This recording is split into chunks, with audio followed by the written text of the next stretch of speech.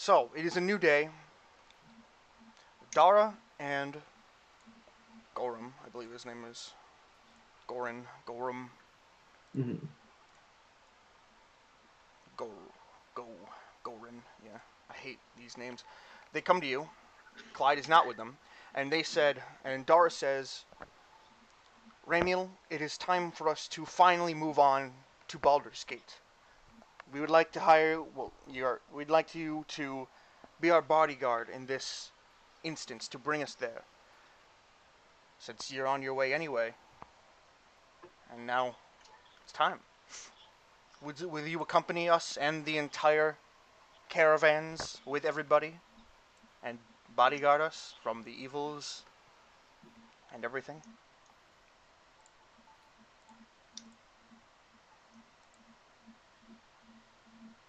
Well, there's strength in numbers, so I might as well. She nods at you, despite you taking 6 seconds to respond with anything. Thank you, Crow, for pointing that out.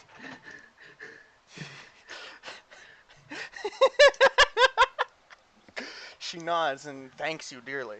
Goran gives you a big pat on the shoulder with his big fucking calloused hand, and he nods at you and he goes, "Good." And they get ready to leave. So everyone's ready to leave now. Everyone you see, like the caravans are all stacked on a line. There's tons of them. Lots of refugees, the people you saved. Everybody's getting ready to leave. And now it's just you, standing there with your returned horse off to the side. My returned was always riding with me, right? Or Yeah, no, I had him pulling the carriage at some points, didn't I? yeah, Okay, well, I guess we'll just get on the horse and follow along. absolutely. Or lead a little, I don't know. Like, Follow right, I got you. backwards. Like, yeah. 3 hours or so go by, and one person on a carriage, like, slowly starts trying to catch up to you, and they do eventually, because you're going at a pace. It's not like you're trying to outrun everybody. And he looks at you, and you realize it's Billiam. What? It's Yeah? yeah. what was Okay. what was that response?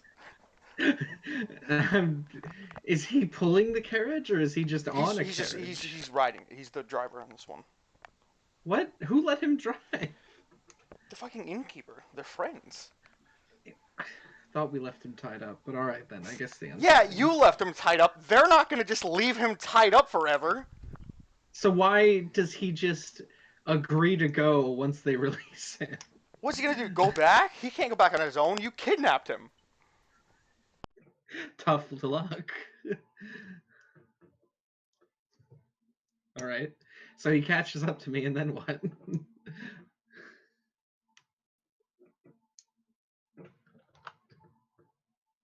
Hello?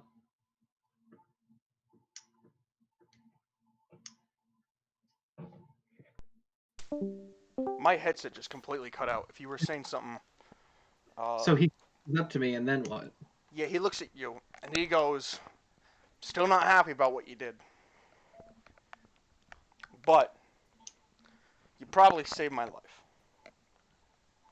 in some roundabout, violent, brutish way. Despite how much hatred I feel for you in my soul, I, as the more civilized of the two of us, am here to thank you for what you have done. I wrote Mm-hmm. about you in this book. One of the refugees was kind enough to give me a journal. I'd like you to have it." So he's handing it over to me then. Correct. Uh, is don't tell me you're gonna make me do like a dexterity save to reach for the book. No. No, just kidding. Okay. Yeah. I think, Okay, you take the book. He nods yeah. at you, and then they slow down and go back with the rest of the pacing of the party. Can can I see what's in the book? Well, it's closed right now. Okay. But surely, as an experienced horseman, I can read and ride at the same time. Well, sure, if you open the book. Okay. Well, then I open the book. Also, I breathe whenever I need oxygen. How about that? Let me open the book already. Hang on, my headset keeps unplugging itself. All right, did you say you open the book? I said I breathe whenever I need oxygen. Yes, Okay. I open the book. Okay, you open the book, and inside you see like only one thing written on the page, and it just says "fuck you." I put it in the bag. You don't even look at the other pages. You just look at the first page. Okay. I just put it in the monkey bag. Yeah. All right. All right. Sure. I should have. You know what I should have done? I should have passed him the bag as a token of apology.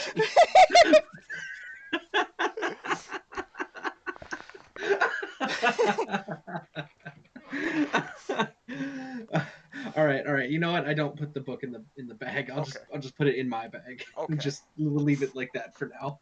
I'm sure I'll think of something funny Okay. later. As the day goes on, more and more people come up to you and thank you for what you've done to them. The Smith thanks you. He goes. So Willem talks to him. He goes.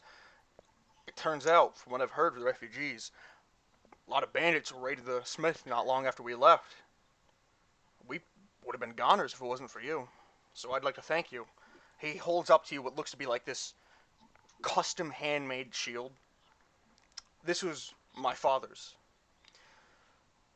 I'd like you to have it, considering I don't have any children of my own, and yeah, I don't like children.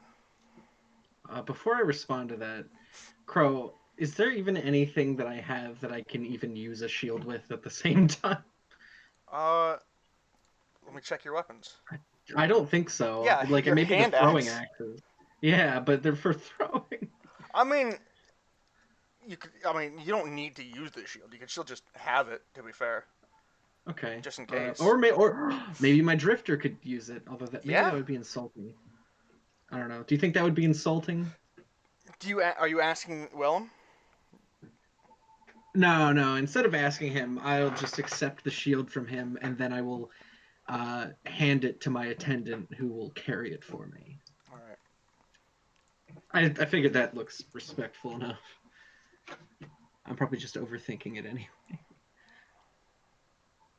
Did that get added to his? I don't think it got added to his thing. Motherfucker, add it to his. Oh right, because there's no actual inventory. I'll just add it to his 13 leather armor plus shield. So your drifter now has an AC of 15. Cool. Is that? I mean, how much higher is that than before? Plus two. It was 13 before. Okay, that's good. That makes him just as much of a help in that kind of situation. Next, walks up Willem's attendant. Uh, Godric. Mm-hmm. God Gordrick. Yeah. Gordric. God, I suck at names. And he goes. It could be still pronounced Godric for Right. all we know. He also thanks you for saving his life. He goes, I have nothing to give like shield, but I do have this, and he like holds it out to you like a small. What's the fucking word? I'm just gonna call it a bear trap. Mm-hmm. Hunting trap. That's what it's called in D&D. There we go. Okay. So I already have one, but he would be giving me another, hmm basically. Okay. Uh, very well then. Yeah. So you can in your inventory you can where it says one you can just write two or hunting trap. All right. Well, then I thank him for the hunting trap and I accept it. And he goes back. Up next is Valis. She comes up to you and thanks you. Though she took shelter at the smithy, you did, get rid of the cultists that were following her. So Mm-hmm. she goes like, "Thank you again for getting rid of the cultists and saving me from death and everything. I don't have nearly enough goods. After all, I was a refugee in the first place. But I thought this flower looked nice." And she hands out to you a single rose. My sweet 16. Just kidding. I don't say that to her. Um, You eat it. No, I'll take it and I'll just I don't know affix it to my armor or something. Just hang it in my breastplate or something like that. You just hold on to it, put it in your backpack. Yeah, yeah. You take the rose. Uh, up next is actually the duo of Paul. Sorry, Paul. Pal and fuck. What was her name? So many things open.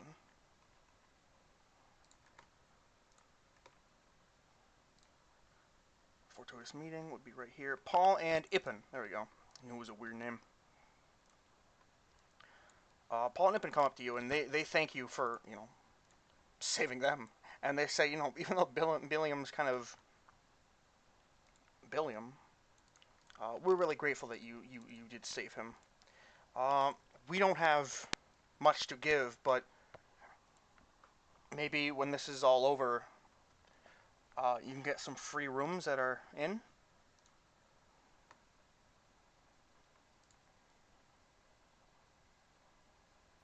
Sure, why not? All right, and they go away. Lastly, Vasha Hall and Hojo Jojo come up to you.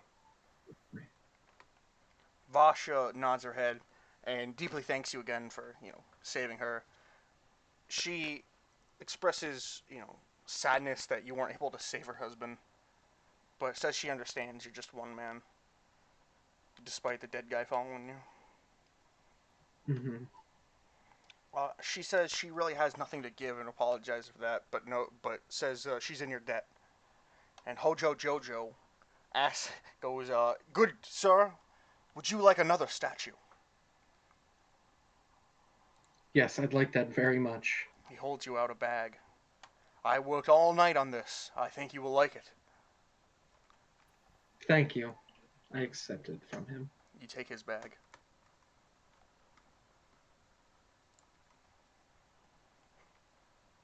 I guess I'll look at it. You open it up. It's a full-on, just like before, sculpture out of shit, but it's a perfect portrait of you.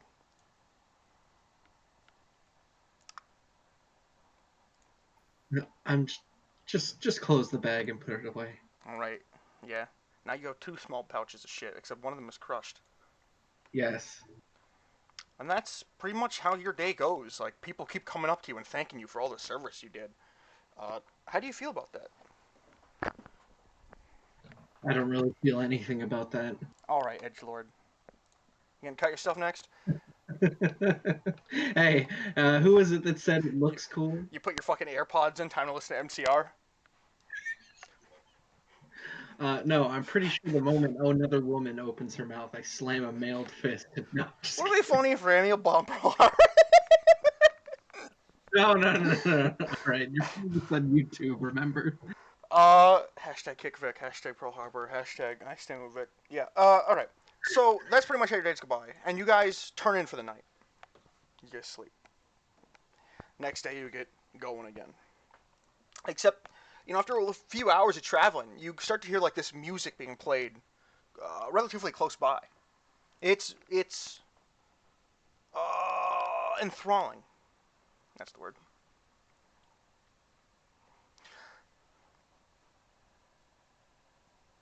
Uh, do you Yeah. do you make any comment or anything? I don't know. I don't generally think that it's a good idea to follow noises that you don't know what they're from. Understandable. As you get closer, you realize you're not. It's not like a ways off. Like you guys are going in a straight line. You're gonna encounter this music soon enough. As I ride ahead to get a closer look. Yeah, sure. Riding ahead to get a closer look, you see what looks to be a person sitting on a log playing music with all these forest critters around them. Kind of all of them are enthralled in the music as well.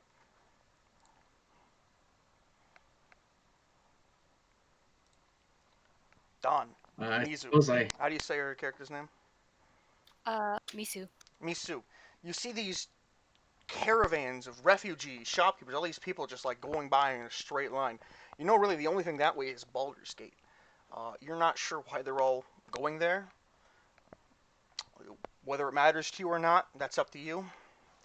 But you are playing this music that just seems so enthralling to all these forest critters that gather around just to listen. Okay. Do either of you do anything, say anything to each other? At this point, you've seen one another as you're passing by. I don't know. I would probably hold the caravan and interact with the stranger to make sure everything's safe for the caravan. Yeah, indeed. The caravan suddenly all stop. After all, you're their bodyguard. And Adara looks at you and like motions for you to handle it. All right, so I ride up to this strange figure Did I not that's move? playing. I did. Yep. So you can move your token up if you want.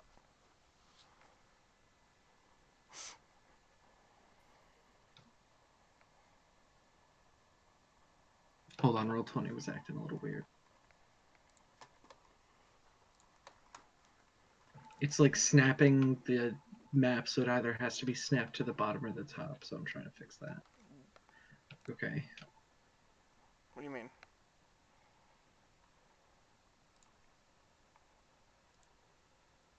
There you go.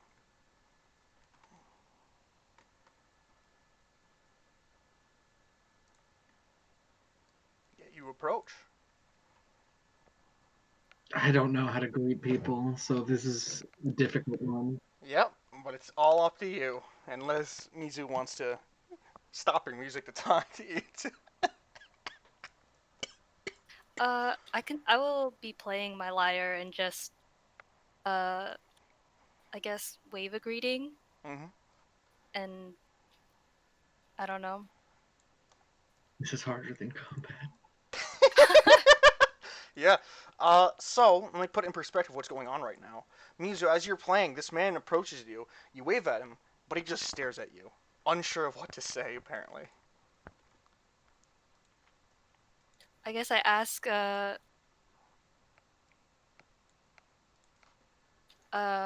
what's with the caravan? Bringing goods into the city or something? I'm leading this caravan to Baldur's Gate. The city that they're coming from has fallen. Fallen? Yes. Which city? Oh, what was the city's name? Eltergard, yeah. Eltergard. Well, that's definitely news to me. What happened to it? Was it a war? It was completely obliterated off of the map. There's nothing remaining of it. Something the hell. Yeah. Obliterated by what?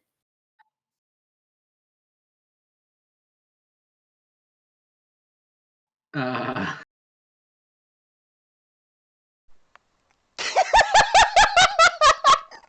Now you see. I, Now you see why I call this character awkward as fuck. Well, I'm sure it must be traumatic for you, so I won't press any further.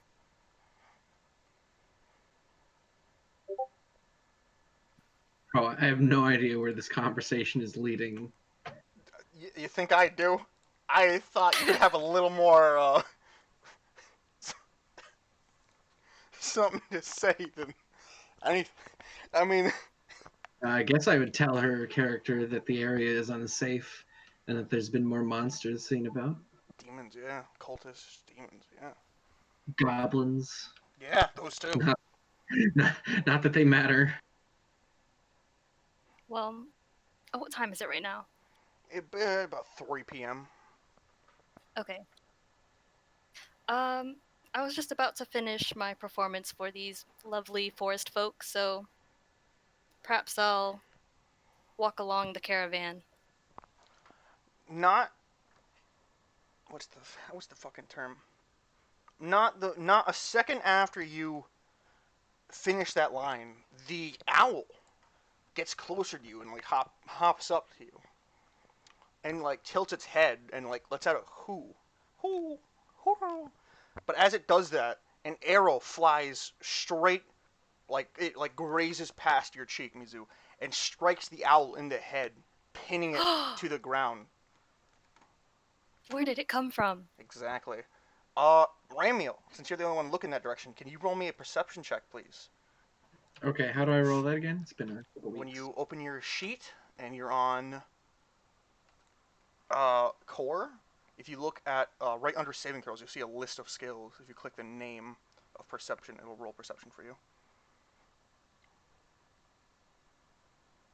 Do you see all the skills? Acrobatics, animal handling, arcana.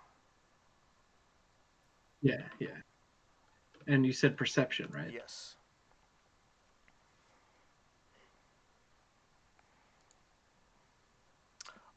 You have absolutely no clue. You didn't even realize the owl was shot. You didn't see it at all. You were like blanking out. You were still thinking of how to reply to that last sentence. Right. Am I able to turn Yeah, around and absolutely. take a look? Absolutely. Roll a perception check too. Yeah, you can tell that you can essentially, since you can't see anything, you can pretty much hear there's like rustling and footsteps like coming from the forestry around you. You have a Right. really bad feeling.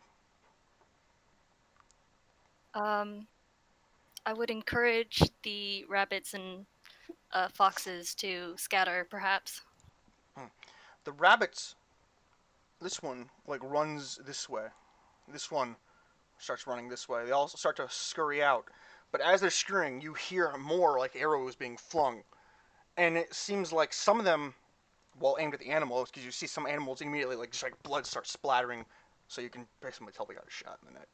Oh, geez. Some of them land right near you. One of them lands right on the log where your leg would have been if you were, like, fucking hanging your legs off. So it seems like you're under attack. As more of the animals run, more and more of them seemingly get mowed down. Oh, geez. This one, It's a massacre. this one will get away. This one will end up running right into one. This Just one. killed my audience. Can I react? Yeah. Okay. I would probably immediately yell for the caravan to divert away from the attack. Well, there's a straight line, not Yeah. much where they can divert. Yeah, so okay, then they just have to keep moving forward. All right, yeah. So you're I telling was them using my to imagination a little, but yeah, you're telling them to like go ahead. yeah. Also, I mean, not really sure if I should either move towards the source or move away with the caravan. That is completely up to you. Okay, well then I'll do the first one because I don't retreat. Absolutely. Can you roll initiative All right. How do I do that again? now? Right. So you'll see the word initiative in the top middle of your sheet. There you go. Don did it. There you go. Ugh. Such low rolls. Uh, can you roll for your drifter now? Remember, for your drifter, he doesn't have the word initiative. You just click his name on his sheet. There you go.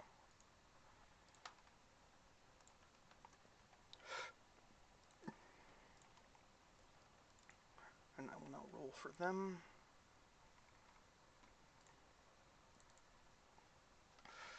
Ooh, By the way, we could see their names in the thing. that's fine.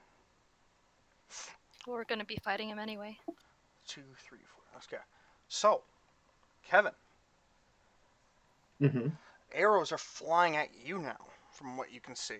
And they start to strike your mount. Okay. Was that 2? That was 2. 14 and 13. Do any of those hit the AC of your horse? Don't I just redirect the attacks to myself? You can. That is an ability you have, I'm pretty sure. Just assume anything. Okay, fine, I'll say it. I redirect the damage to myself, which means it doesn't hit me. I have an armor class of 17. Absolutely. So they both miss. Absolutely. Good thinking. Smart. Quick on your feet. One is going to try to hit that bunny. Absolutely. Jesus. Oh no. Holy fuck.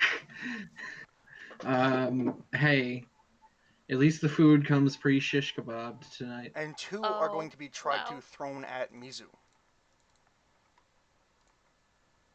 One is going to be thrown at Oof. Mizu. I'll make one attack Ramiel's horse again. Are you making that attack you instead too? Yeah. Alright. Well, that one fucking crit. That sucks.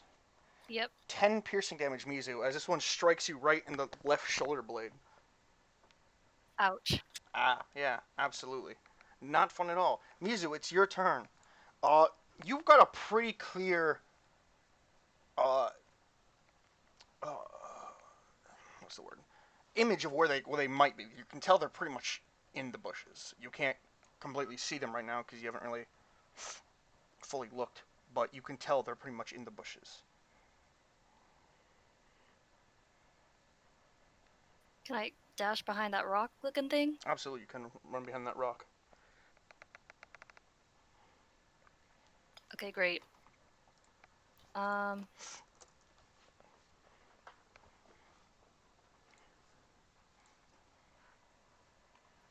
Hobgoblin's person-sized? Yes. Oh, boy.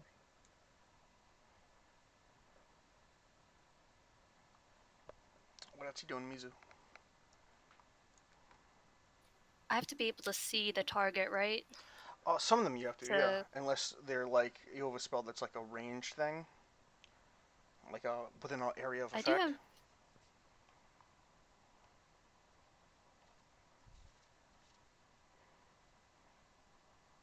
Looking at your thing, I think the only thing that would really do that would be Thunder Wave, but that's a close thing, and they're not. Yeah. So unless you wanted to, do you have any? I could healing word myself just to be safe. You could. That is a bonus action, so you'd still have an action. Do you have any ranged weaponry, like a bow or something, a sling? I should have one. No. It's a hand crossbow. Oh, do you? It doesn't say you have him. That's a proficiency. That's Oh not. wait, Yeah, your inventory is right to the right of that. I thought it came with my pack, but I guess not.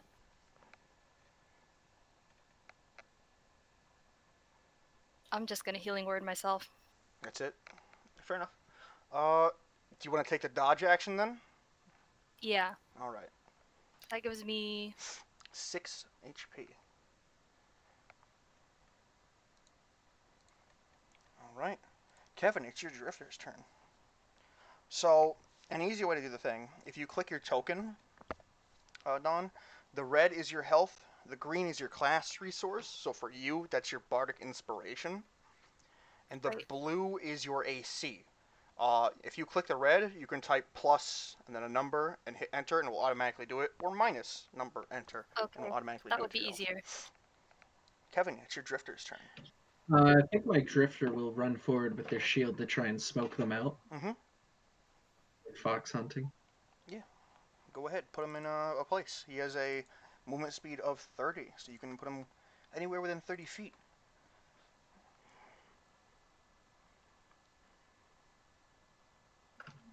So like,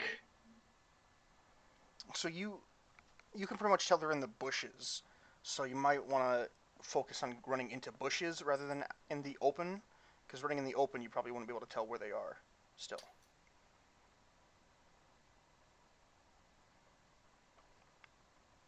somewhere around here. Absolutely. Running into the bushes himself, the drifter manages to spot 2 hobgoblins hiding out in the bushes.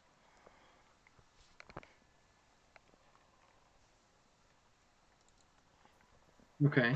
Well, then he'll attack one of them, I suppose. Hmm. His melee weapon. Absolutely.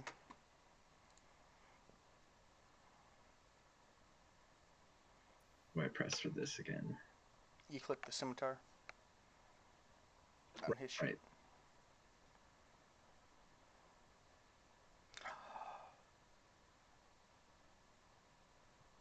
Jesus Christ. He beheads him. Right. Good boy. Good man. He's a full-grown man that died. I should not be calling him a boy. He just charges into the bushes and beheads one of them. Awesome. Great. Perfect. Holy fuck. But it's not the beheading that kills him outright. It's the poison. Jesus Christ. Holy So fuck. then he smashes his neck and he dies to the poison. Yeah, because the brain's still alive after being beheaded for a couple of seconds. Ramiel, it's your turn. I'm assuming the attack came from different bushes? Right. They're in pretty much all the bushes. Big Okay. bushes. I'm going to stay mounted and I'm going to head for a different bush because I figure my Absolutely. drifter can handle himself. Absolutely. Are you going to charge at one of the bushes with your lance, hoping to randomly hit one of them? That would be like an action, right? That would be, yeah. I think I'd rather just charge in and then And use then a weapon. Yeah.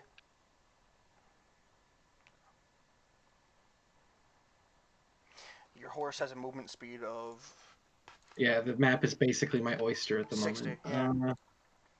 yeah. I will try and cut off their escape and go for one of the further bushes then. Absolutely. Let me just put it right there. Yeah, you rush right into the bushes, coming face to face with one of the hobgoblins. Right, okay. Yeah. He is looking at Yeah, you. so He's I pissed. attack. Yeah, go ahead. I'm pretty sure you get advantage on him because you're on a horse. And he is smaller than your mount. Yeah, you just take your greatsword and kind of just shove it right into his neck. You just push it right into it. You just do it right there. You just push it right through his neck. He's dead. Okay. I forgot how fucking strong you are. Holy fuck. Okay. If you want to bring a few more hobgoblins, I don't care.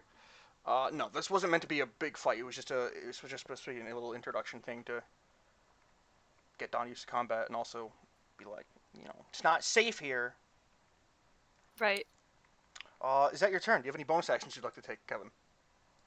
What kind of bonus actions do I have again? Well, you got second wind, and that's all you have.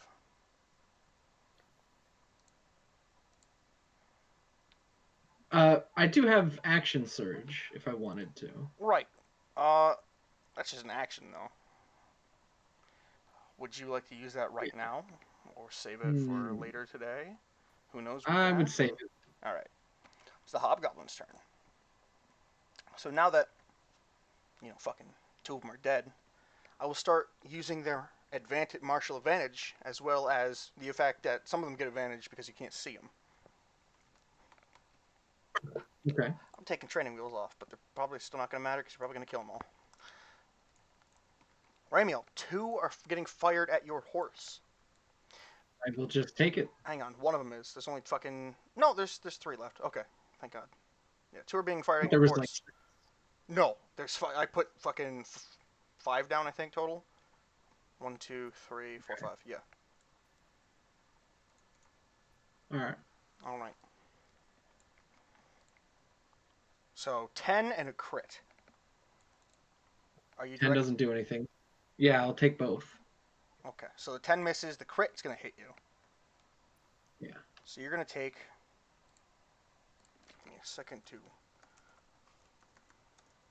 There we go. You're going to take... 8, 9, 10, 11... So 12 piercing and an additional... Oh, never mind. That is only if you were within 5 feet of an ally of the hobgoblin that is incapacitated. So you take that 12. 8, 9, 10, 11, 12. Yeah, you take the 12 piercing and that's it. Mizu, One is going to be fired at you, but because you're hiding behind a rock, you get 3/4 cover, which means +5 to your AC for this one attack, Yes. for the purposes of range attacks. Yeah. So I go down from 36 to 24, right? If you just type -12 enter and it put you to 24, then yeah. 36, yeah. I do too much math in my head that I like it when it makes it even easier on me. Alright. Mizu, 15. What is your normal AC? I think it's 12. 12 plus 5 is 17. That misses. Okay, It good. sticks in the rock. Well, it technically breaks on the rock, but you know what I mean. And that's all its turn. 2, 3. Yep. Mizu, it is now your turn.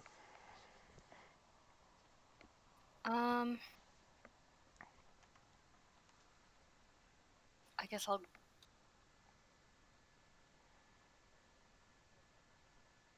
If I go in there, would I be able to see a hobgoblin? You would be. Though you could just use an action to try to spot one from where you are, and you wouldn't have to run up. Okay, yeah, I'll do that instead. Yeah, roll perception.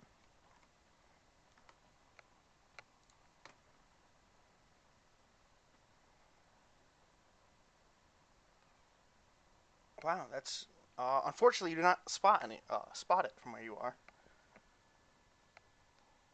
That's a Well, low roll.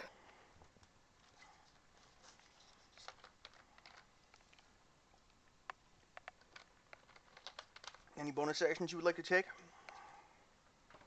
Remember, you do have Bardic Inspiration, in case you want to put that on someone. I could. Is Ramiel within range? Or Uh, Ramiel? if you click the ruler button, you can find out. Yeah, it looks like he is. Okay, So was his I'll drifter. go ahead and give him Bardic Inspiration. Absolutely. Can you press the? It looks like a speech bubble on Bardic Inspiration. There you go. Absolutely. So Kevin, on your turn, when you roll anything, you can add a d6 to it. 1d6. Yeah. Okay. So if you just barely miss and you want to add a d6 to maybe hit, or if you crit, roll a saving throw. Yeah. Like if I rolled a 12 and then I wanted to add a d6 and I rolled a 6, it would be like rolling a. It means you got an 18 then. Okay. Uh. Yes. So minus a bardic inspiration, Mizu. You'll see it right under your ideals and flaws and stuff. You'll see a thing called bardic inspiration, 3 out of 3, 3 total, then 3. You can -1 from under that and put 2, or you can click your token where it's green, -1, enter.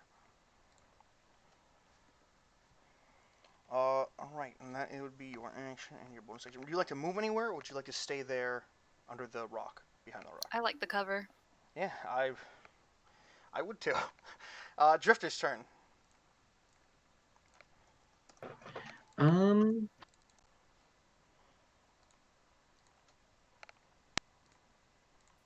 Okay, I'll just have the drifter kill the other one in the bush. Absolutely.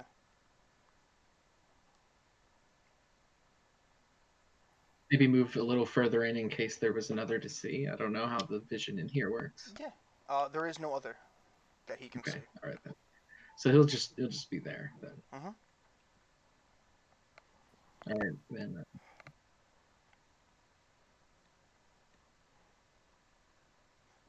Miss. He Oh, strikes at the hobgoblin who, due to his chainmail and shield, block it.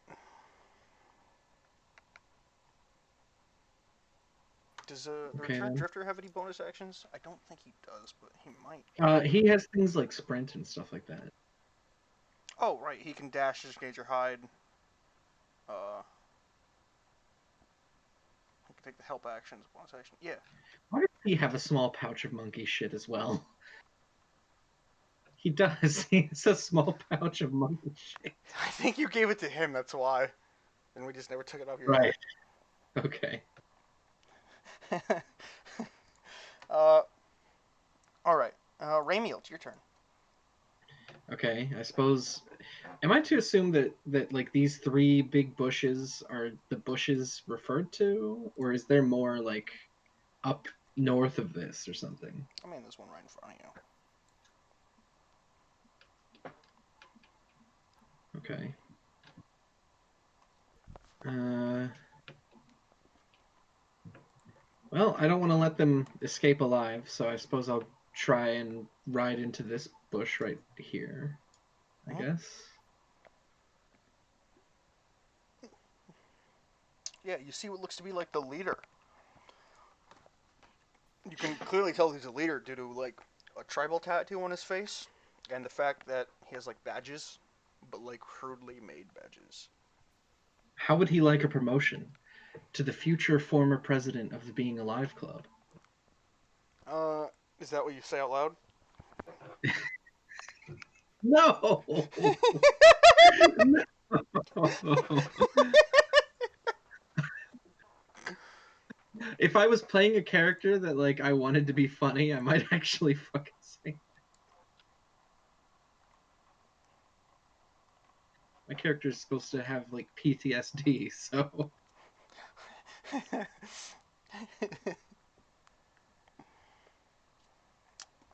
uh, you just swing up and behead him. I swing up and behead him. Yeah, so because you're on your horse, you kind of like grab your great sword and you kind of like twist it or tilt it so you're going like in a circle kind of. You go behind you and then you swing up, kind of like you're batting, but instead of going just horizontally, you circle it a little bit. Okay. You don't know what I mean at all, do you? No, I understand swinging up. I just when you said swing up, the first thing I pictured was a complete vertical upward strike from the crotch to the head. I mean, even that would But work too. If I you, would prefer the beheading. I, yeah, uh, yeah, he's dead. You still have movement. You still have a fucking ton of movement. You have 60 feet. And you only move 5. I'm pretty sure between myself and my horse, we only have 6 feet, but What? because my horse has Oh, 4 feet and I have wow. 2. Ha ha. Anyway, I'll ride into the other bush to spot Mm-hmm.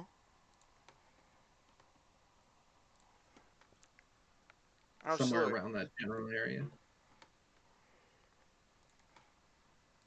And you spot one, like right. Oh, okay.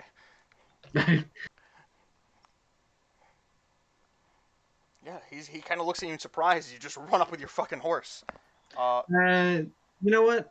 I feel like flexing today, so I'm going to use an action, sir. all right. Press the speech bubble and accent surge first, and then yeah. Yep. All right.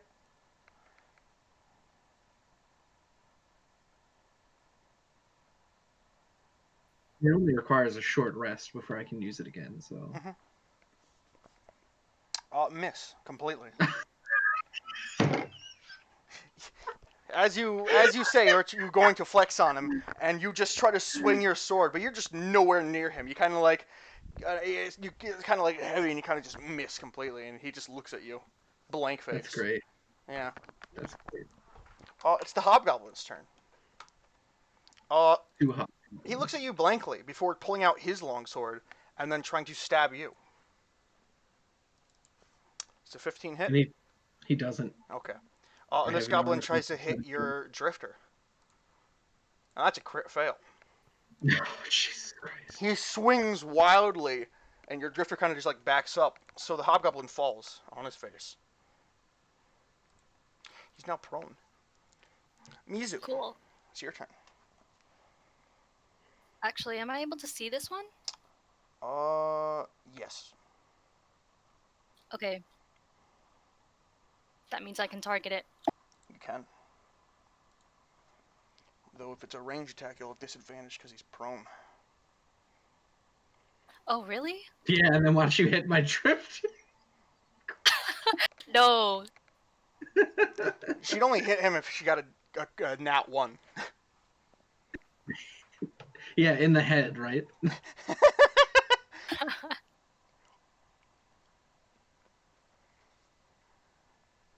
I want to try this one against him. Ooh, that one is not just a fucking attack. Yeah.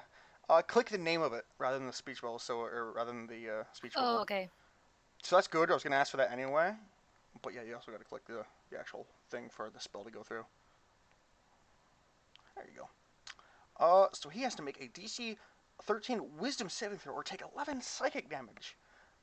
Yeah. So what are you gonna whisper to him? A discordant melody. Only one of. So what melody are you gonna whisper to him? Uh, Shawty's like a melody in my head. I didn't have one prepared, but Fair enough. I don't know. Some kind of His head poem about. explodes. Yeah. Crit fail. He falls forward, and then his head explodes. Well, he was already prone on the ground. It's a good thing that my drifter can Yeah, easily the forget things melody like was that. so fucking awful to him with the terrible psychic pain that his head just exploded. Jesus fucking Christ. Is that a level 1 spell? It was. So you're down to 2 spell slots. Right. Jesus Christ. Alright, any bonus action or movement you would like to take? I'll stay here for now. Yeah, alright. Fair enough. Also, did I subtract a slot for healing word? Because I don't think I did. Oh, that's right, you did use that. Oh, yeah, subtract a slot for that. That means you have 1 spell slot left for this long rest. All right.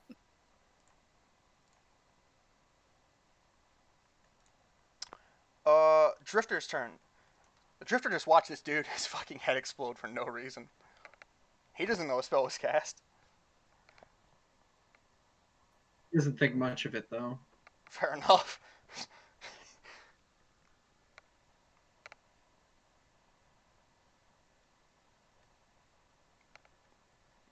Um, I suppose, like any good manservant, he's gonna make his way towards me. Sure.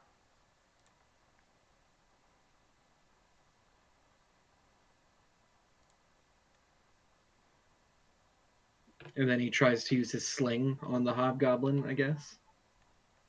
Sure. Because he's, in a bunch of bushes and stuff, he's gonna get some cover. Mm-hmm. Oh, the hobgoblin, or Yeah. So it just means right? it's gonna be harder to hit. That's okay. Mhm. I mean, he's not gonna be able to walk all the way over there anyway.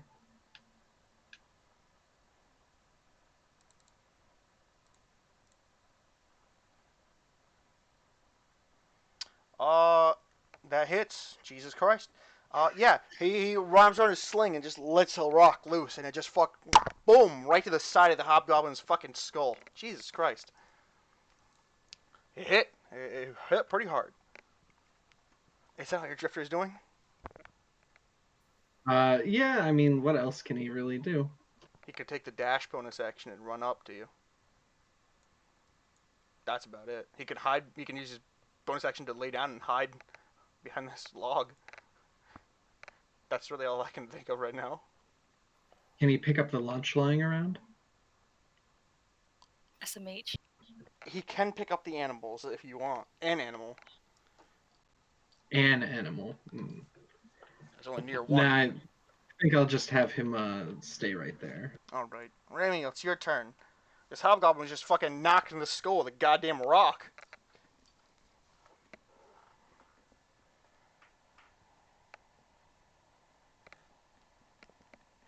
Yeah, well, that's not gonna be a problem anymore. You just shove your blade through his skull. He's dead. Great. Combat is over. Thank goodness. I know, right?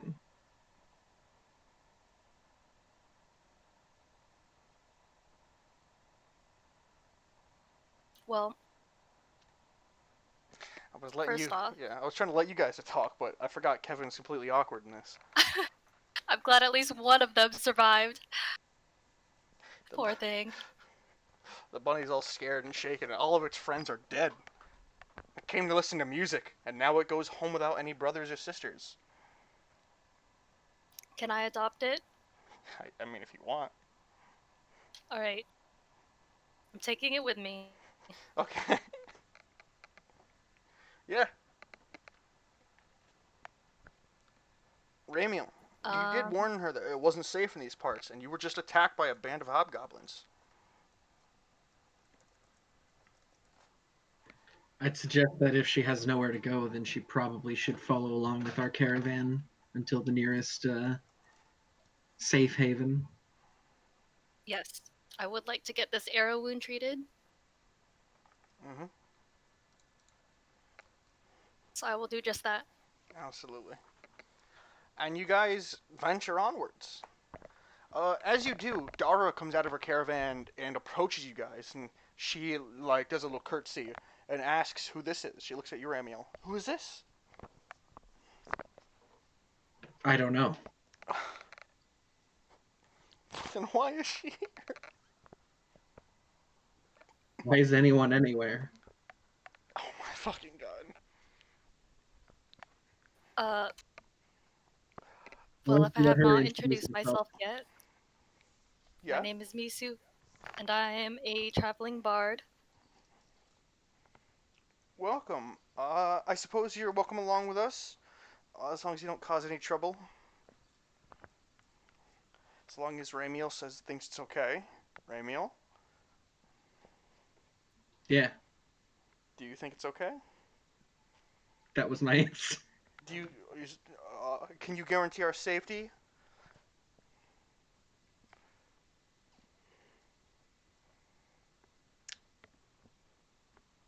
Yes. Uh, Man, you're not really inspiring confidence today, Ramiel. Okay. Sounds like Take, a them we'll problem. take your word for it. And Dara goes back, and the caravan continues. Well, can't we loot their corpses for anything? I mean, if you want, yeah, That would be ideal. yeah. Yeah. You find 15 arrows and 6 gold. That's it. Well, I have no use for arrows, but I don't know if any of us do. I'm Does going to give Mizu the animals a burial. have any use for Absolutely. arrows?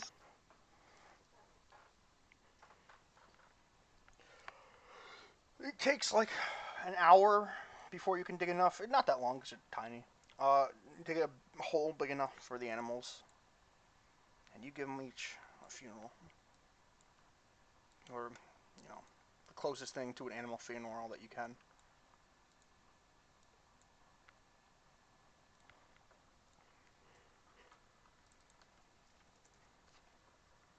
Would you like to say a few words? Um, Maybe like a prayer to some forest goddess or something, asking them to be, uh, I guess, escorted into the afterlife. Nah, those animals are going to hell for evading taxes. Is that what you say out loud, Ramiel? No.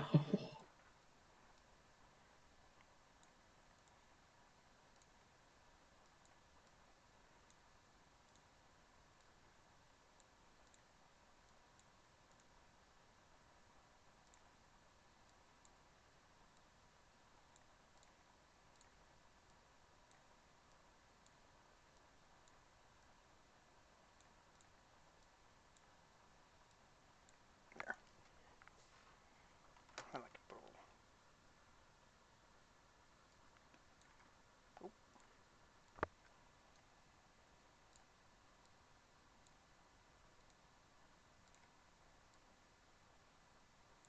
tombstone. All right. So, do you guys continue onward? Yeah, I'm ready to go. Yeah, let's move along. All right. Mizu, now that you are now traveling along with the caravan, you're going to Baldur's Gate. Uh, the rabbit is following along with you, quite dejectedly. I mean, its family was just slaughtered brutally, just because it wanted to listen to some music. But other than that, things are going pretty well. Then comes night. You all stop the caravan and you get some sleep.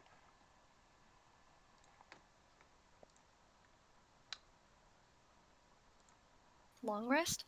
Yes. But everyone in the caravan is abruptly awoken by blood-curdling screams. You all rush out, and looking around, you notice several refugees gathered around Billiam's tent, pushing one another aside for a better view. Gasps, cries, and curses clearly indicate that something horrible has happened. Oh no.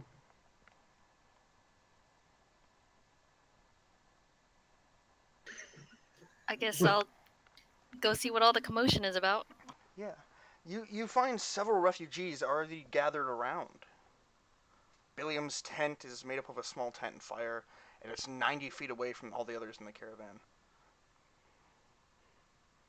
There's been no sign of large animals or vehicles passing through other than the horse of the caravan itself. Right now, the sun casts an early morning light over the horizon, but it's still dark enough to see the stars above. But it seems like the campfire nearest tent has long died out.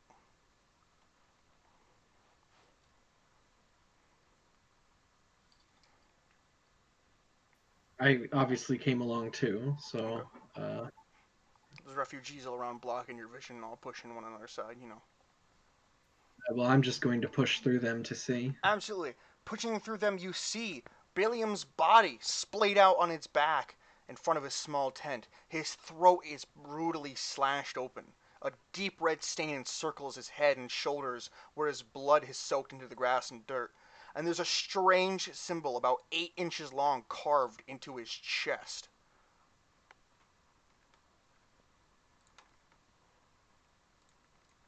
It wants me to show you this picture, but it doesn't. It's not about the body.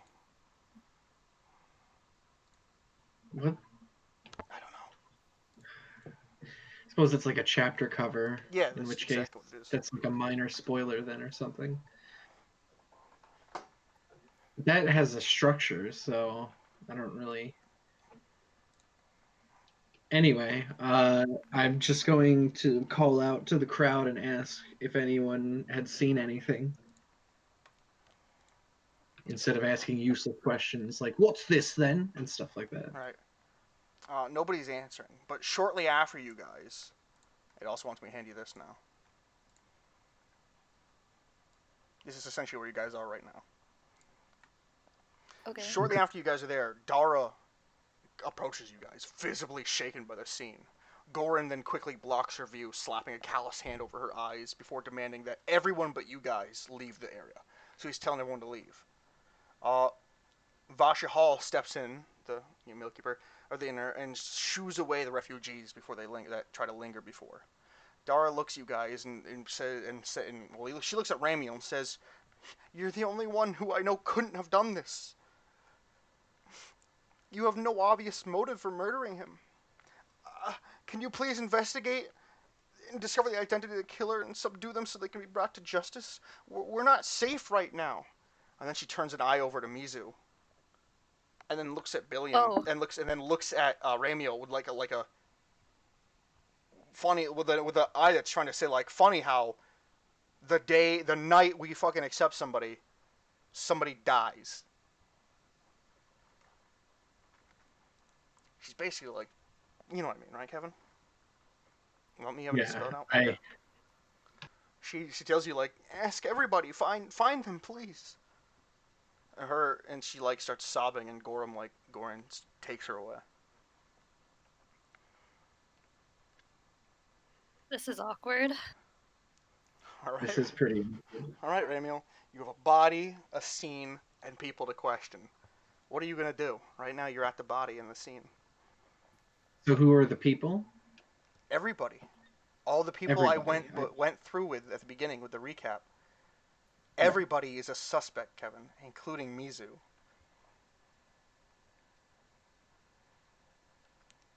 Welcome to part 4, the Who Done It. Well, it's just the day after, right? It's like the morning. Yeah, it's barely morning. Well, I would assume that I had probably spent some time in the presence of our new guest, right? Maybe, but you were I mean, this is sleeping. a thing that we skip over. Oh, okay, so we were sleeping. Yeah, that's why I said you all went Right. to bed. Well, I suppose I'll start by questioning what Why you you. don't question? Okay. I don't know what you want me to do. Examine the scene first. What are you Yeah, gonna? but I was going to examine the scene, but then you said something about all the people. Well, I was telling you all the You, steps you could. There's people to question, the scene to examine. I said there's lots of things that has to be done now. You are the investigator now.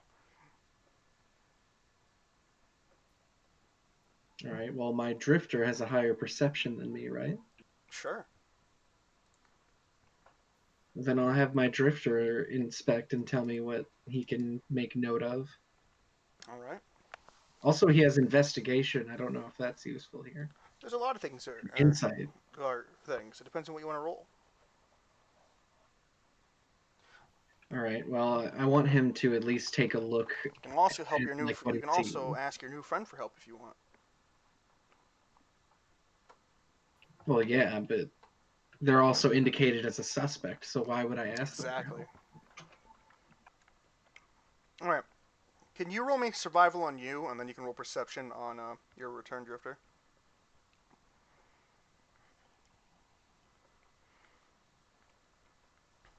Okay. Examining the scene, you can tell that the campfire was extinguished rather than being burnt out on its own.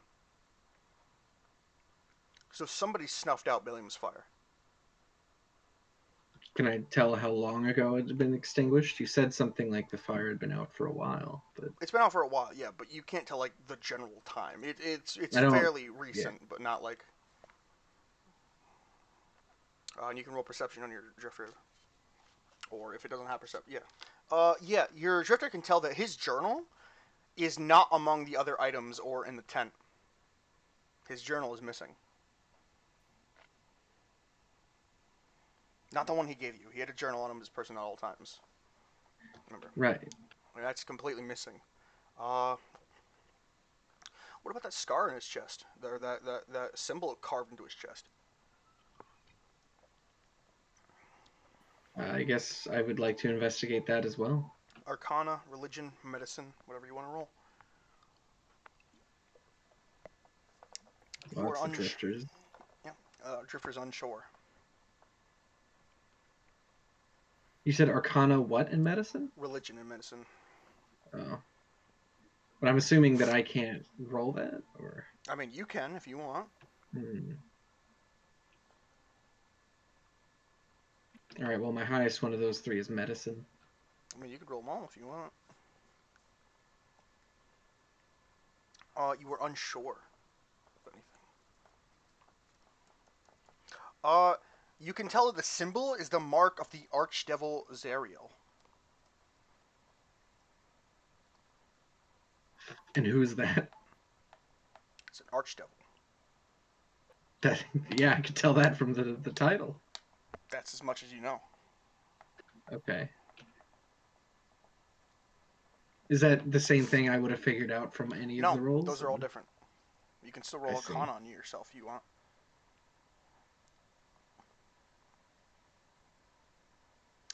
The carving on the chest was likely a part of some ritual.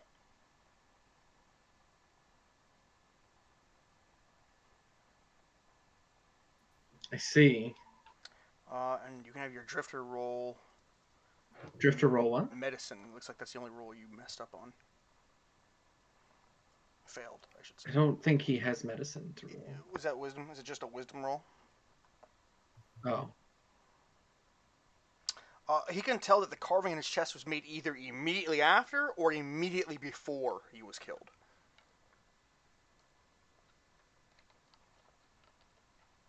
So it's fresh from when he died. Right. So Okay. you know pretty much. So what you know right now is that his campfire was extinguished rather than burnt out. His journal is missing. There's a symbol on his chest and the mark of the archdevil Zariel. The carving on his chest was made either right before or right after he died, and it's likely a part of some ritual. Seems like whoever was doing this was in a rush or something. For obvious reasons, but is there like anything else that like I can investigate in the campsite? Or is it just with the That's all. That's all you can find out. There's nothing really here that points to one specific person, so. Uh oh. It even could be Dara and Goran themselves. It could be you. It's not you.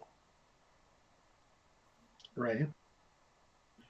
The thing that I don't like is that the woman who spoke immediately suggested as if she knows that I wouldn't have done it. Well, But she's the that one who's been asking you like all this time for all this help. Of course, she doesn't. And you're the one who brought Billiam, so she doesn't. She couldn't fathom that you would be the one to do it.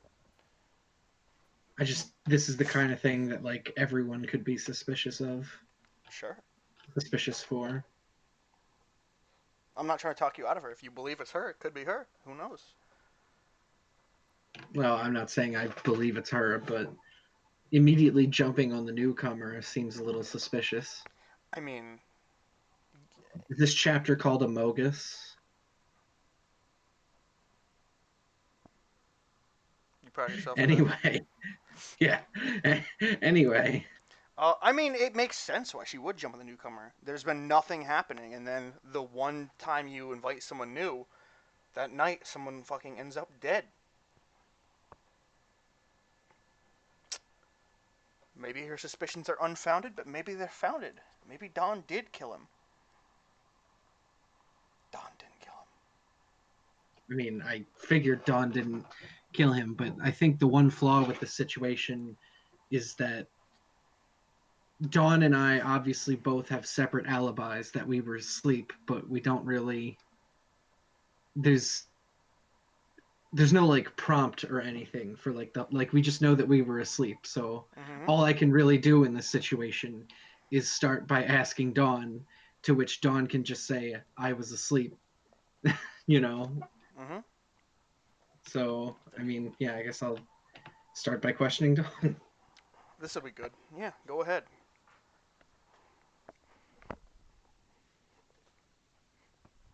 Actually, I'm going to start by asking Dara why Dara thinks that our newcomer specifically could be it, and why it couldn't be someone else having infiltrated our caravan.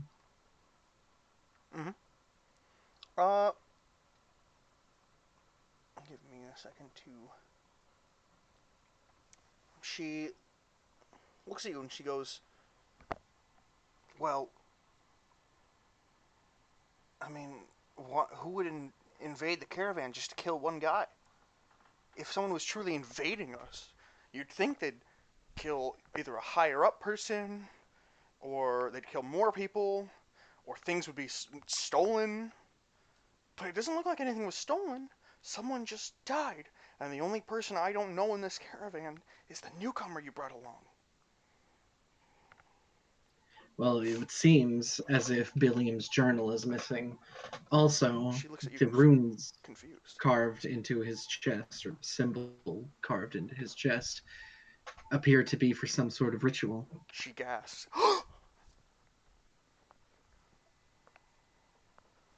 "You simply must find out who did this."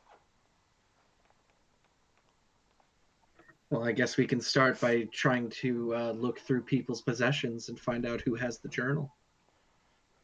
If anyone among us even has the journal. Wow, I said it. I said the phrase. Among Us. You could do that, but assuming someone does have the journal, why would they put it in their possessions where it could easily be found?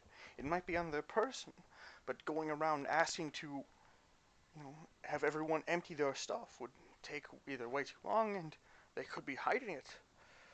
Don't you think it'd probably be faster to ask rather than just start searching everything? I don't think that makes any sense. In that case, we may as well just keep traveling to Baldur's Gate and just pretend nothing happened. It was just Billiam after all. That's really fucked up. That's really fucked up. Maybe I chose the wrong person to help investigate this.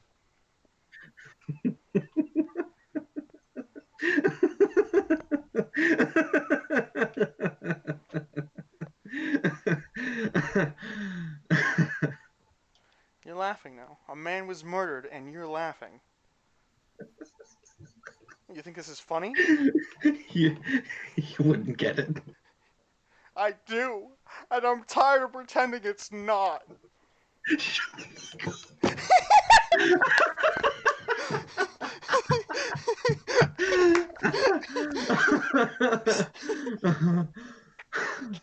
Okay.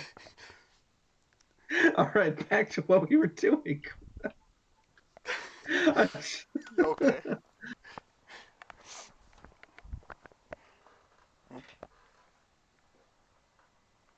All right, so I still said exactly what I said, except Right. for the part about it just being Billiam. Okay.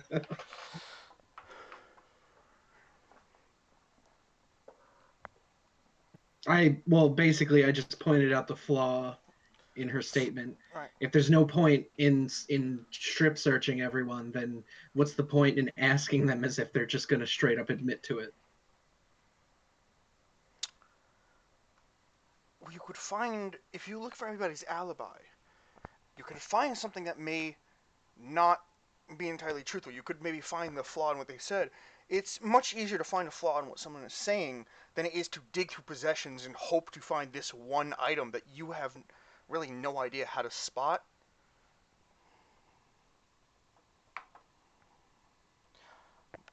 Also, maybe If they're innocent, Billiam they'll be just gave compliant. his journal away.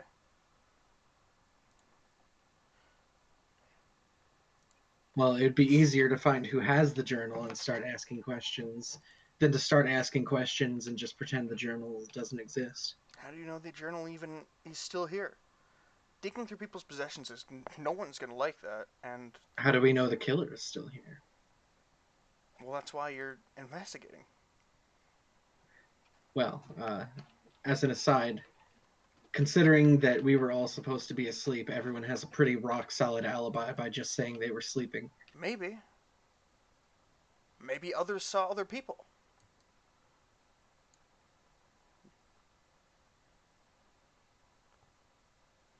I suppose I can start by asking people if they saw anything, like I did earlier when nobody responded. To be fair, I interrupted you at my time. That was my fault. I apologize, but I was shocked.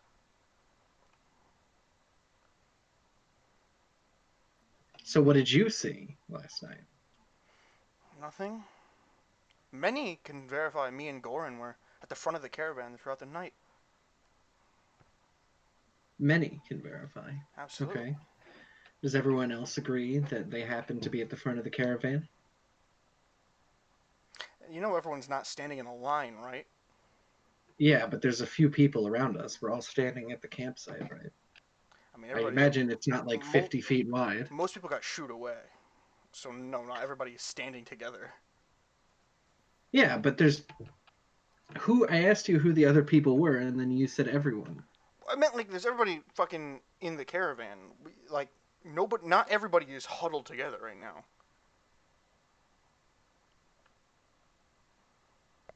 I don't have enough imagination for this situation. Imagine an entire train. Yes. Now imagine that train was actually a caravan. Many caravans. Yes. So there's people all around, and they all got shooed back to their own caravan. Right. So right now you're at the front with Dara because you wanted to talk to Dara. Well, we're at a camp that's 60 feet away from the rest of the camps. No, that's where Billiam was killed. That was his We're caravan. we're where Billiam was killed. We just inspected his dead body while talking to Dara. And then Dara went away because Goran escorted, like I said. And then you want to talk to Dara, so I just skipped saying you walk over to Dara. But you're at where she is. But not everybody's together, is what I'm just saying. So if you want to talk to somebody, you can just go there and talk to them. We don't have to go through all that. But not everyone is together. You can't just like look over while talking to Dara and talk to everybody. I suppose I would just start asking people Yeah. around the caravan if they saw anything then. People I don't know if they exist, but I guess just anyone I walk into. Well, you have an entire list of people that I reminded you of. Well, there's more than just 7 people in this caravan. Sure. There's a bunch of random people who you can ask them, but you know, do what you do.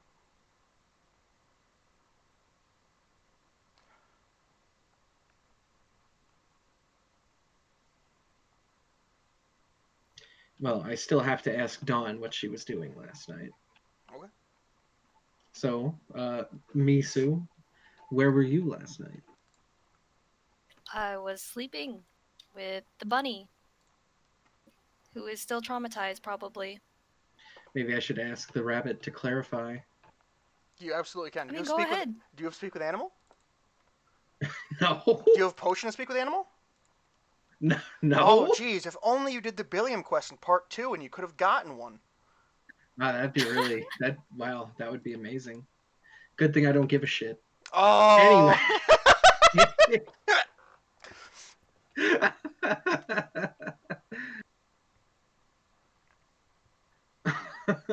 I was joking about speaking to the rabbit, though. But you could have. I suppose I'd like to check on Hojo Jojo and the ex-wife. Absolutely. Sorry, the widow. Hojo Jojo and the widow. Yeah, no, Jojo was not married to her. Yeah. Uh, You get to Vasha. Once you get to her, she appears to be examining something intently, but quickly hides whatever it is when you arrive. What's your passive perception? I see a 6. There's no fucking way your passive is a goddamn 6. What the fuck? I don't. What do you mean? Okay, yours is 16. So under your skills, there's passive perception. I see perception. Okay, under that, under the skills bar. Passive wisdom. Perception. Yes, passive Are perception. you fucking kidding me? Okay, 16. 16. Yeah.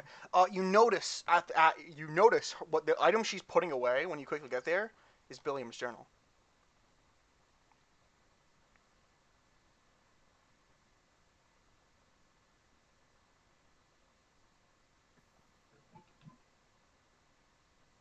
Well, I don't. Uh,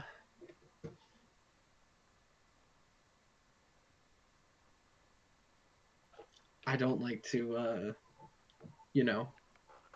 No, I What's the don't know. word I have phrase no I'm idea what looking the fuck for? you're saying. Hey, let me finish what I'm saying, and I might remember what I was trying to say. Jeez.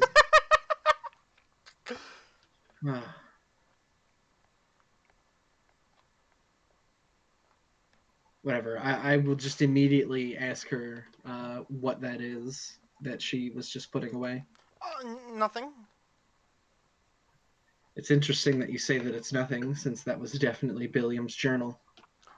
She looks at you. Do you mind telling me why you're in possession of it? She sighs and hangs her head. She holds it out. I found this journal in my pack after Billiam was discovered, and I didn't know who to trust. It's my fault he died. I was distracted. No, sorry. He was Why do you say distracted. it's your fault? He was distracted and kept whining about how useless and pathetic he was. And instead of helping him, I just chastised him and admonished him. I could have tried a softer approach, but I had to get back to my tent to feed Hojo Jojo. If I wasn't so harsh on him, maybe he'd still be alive. I don't know. I didn't see anybody else for the rest of the night, but my tent flap was disturbed when I returned. So I just assumed somebody came to see me when I left. But came to see me when I was wasn't gone. a suicide, so I don't think the way that you chastised him is responsible for his death.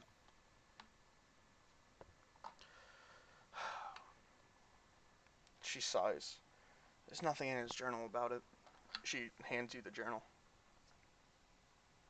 I suppose I'll see for myself. Mm-hmm. Uh, reading into it, it's Billiam's poetic tale of the journey to Baldur's Gate.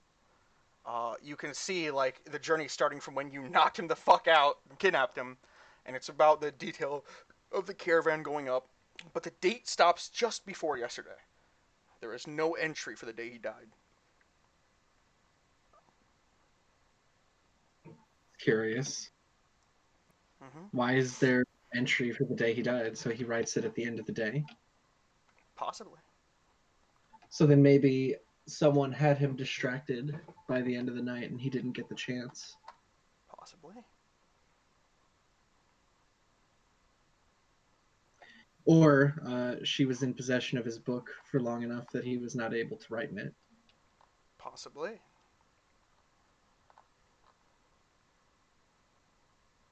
I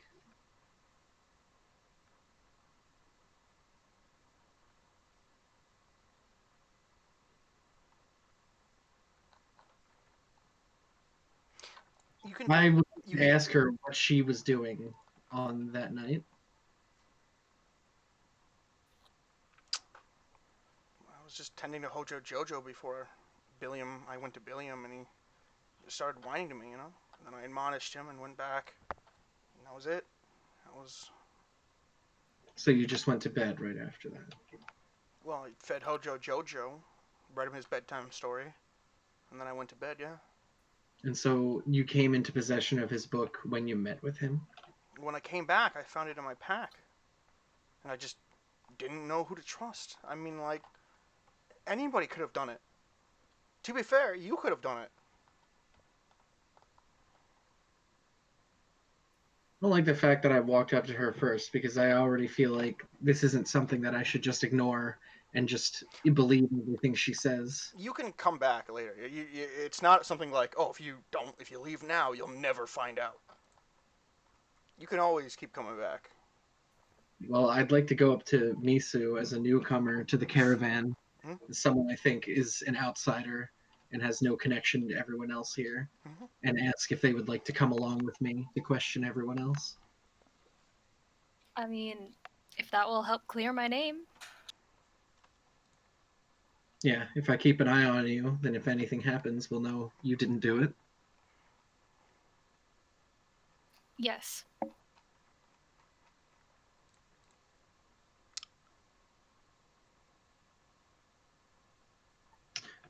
Suppose I'll save questioning Hojo Jojo for like next to last. Uh, I'd like to talk to Godric, I guess, or Gordrick, or Absolutely. sorry, Yeah. the Yeah. the other one, Hmm. the the big dude. Oh, Goran. Yes, Gorin. Yeah, you go back to Goran. He tells you the same thing Dara does. They were just at the front all night. Okay, so they No deal. watched for each other. But he commends you, and your desire to be thorough. And he goes, "It's good to be suspicious. It's good." And he like gives you a couple pats on the back, and he nods at you. Good, good. It's my consolation prize for doing something useless. All right, I'll take it though. Uh,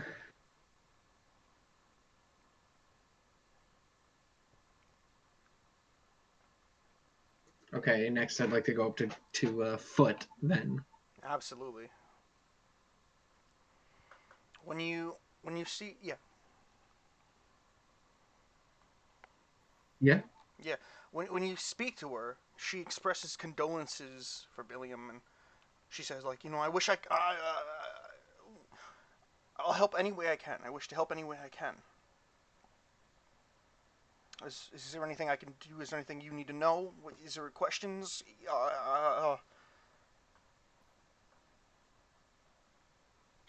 Uh, what's the name of the widow again, by the way? Vasha Okay. Hall. I'd like to ask if she saw anything suspicious while, last night. Um,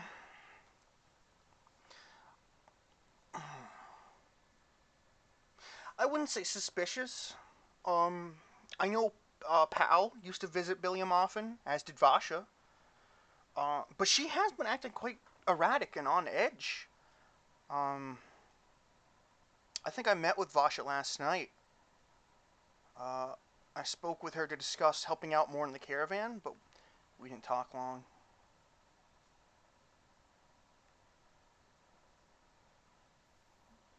And Vasha's the widow, right? Vasha is Or the widow, yeah. yes. Okay. Can you roll me an insight check? Okay. Ooh. Uh, Not only does she seem disingenuous right now, but her entire demeanor is different from what you remember her. Wallace. Foot. So she's bullshitting, and She she also seems doesn't bullshitting. So like she could be the same telling the person. truth, but just seems like she's bullshitting. But yeah, she seems But she bullshitting. also doesn't seem like the same person. Right. Her entire demeanor is different from what you remember. And again, you haven't spoke to her since, you first met her. But just something to keep in mind. So you had Vasha right now, who had Billiam's book. And now you have Valves, who is seemingly being disingenuous, and her demeanor is different. But she said Pal visited Billiam often, and that she spoke to Vasha last night. Vasha didn't remember this, though. Sure, she didn't mention it to you. Yeah, that's interesting, and that doesn't add up at all. Hmm. Although both of them really seem suspicious right now, since their alibis don't coincide. Right. Well, there's also, like, two, three, lots of other people. Could also be that whoever visited Billiam slipped the book into her backpack to make her look suspicious. Ooh.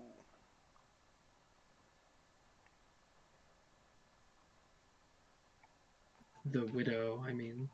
Yeah, slipped into her bag. Yeah, possibly. That is very possible. Good, out of the box thinking. I like it. So, what did you and Vasha talk about?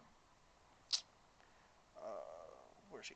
Uh, just to discuss helping out more in the caravan, but we didn't talk long. It's interesting that Vasha didn't mention that to me.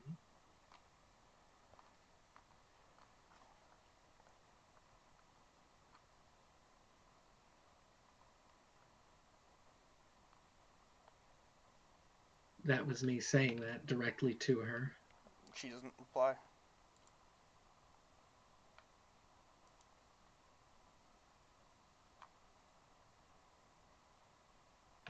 Uh, I feel like I ran into this too fast, but I don't think that I should go away from this character now.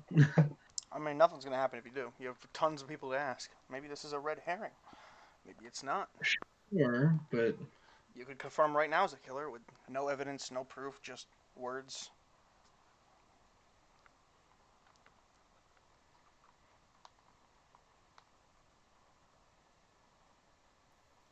I'll ask Vasha about it later. I guess I'll just thank her and then I'll move along to the next one. Mm-hmm. Who are you going to now? Gordrick and the other guy. Absolutely. So you go to Godric. Godric. Gordrick. Yes.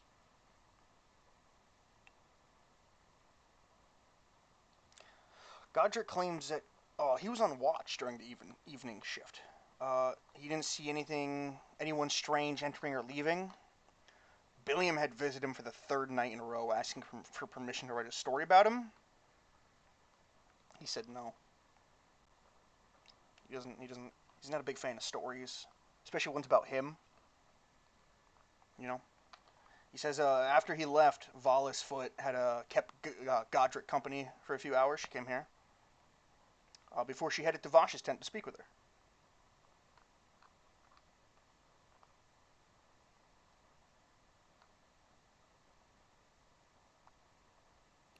So Godric is now corroborating Vala's story. Yeah. So it could also be. So my suspicions are. I mean, you know what? I'd like to ask Dawn. I would like to ask Misu what she thinks. What I think? Yeah. Um, Also, I'm like doing all the talking, so I figured it's kind of a little unfair. I Go. do have a general concern. Um, isn't there usually someone who keeps watch at night or Yeah, it's is me. supposed to keep watch? I literally just said it was me. Yeah.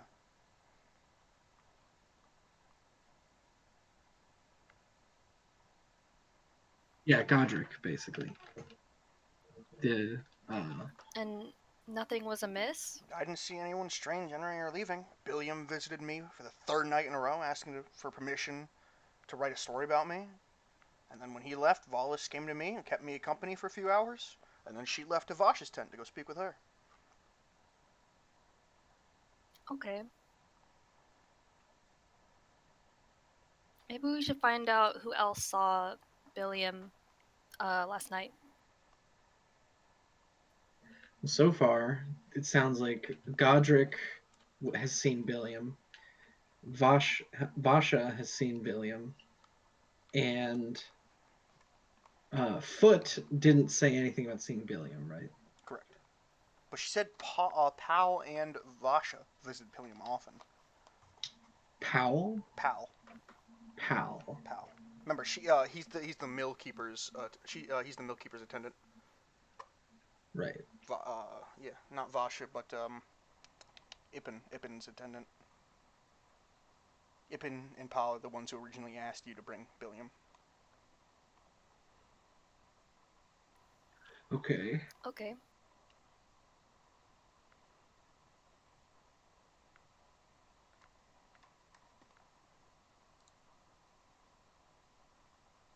Can you like show me their names and stuff again?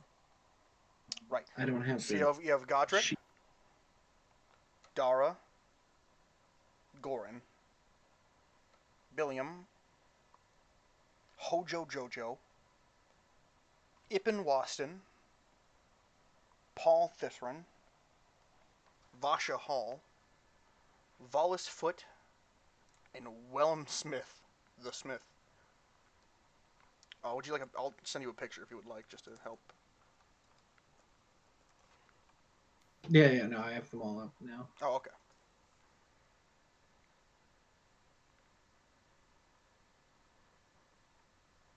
All right. Well, while I have nothing that necessarily counters anything that Godric has said, I don't really have any reason to suspect Godric or Wellham Smith at the moment.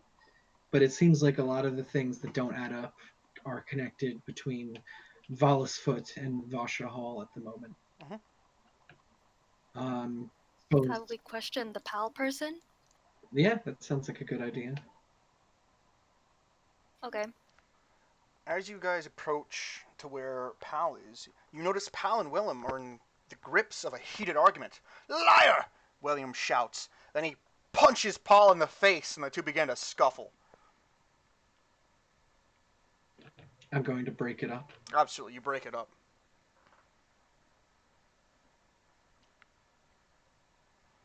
You notice that it looks like William has had clearly too much to drink, and Paul looks like just distraught.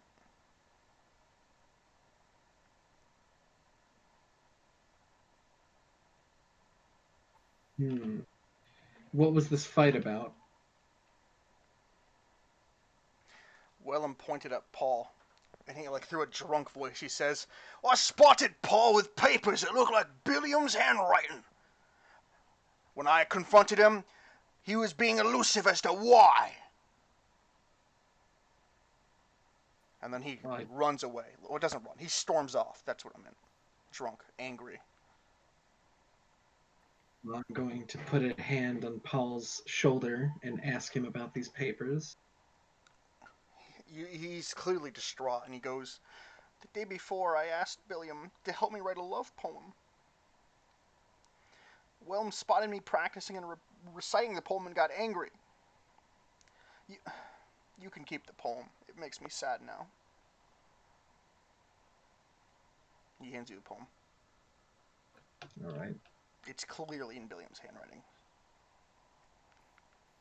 So Did he say anything about writing, or was it just Billiam who wrote it? Billiam wrote it. He asked the poet to help him write, but the poet wrote it for him. So Wellham, drunk, saw that it was Billiam's handwriting and got heated. At least that's what is being inferred right now. Got heated and fought him, but Pal is claiming that Wellham spotted him practicing and reciting the poem and just got angry. Yep, it's a piece of paper. You can. Anyway, It's a all love right. poem. You know what? Can you roll me an insight? Okay. Due to the words written on the paper, you can clearly infer this is a love poem directed at Hojo Jojo. I'm just going to ignore that. All right. Okay. Um,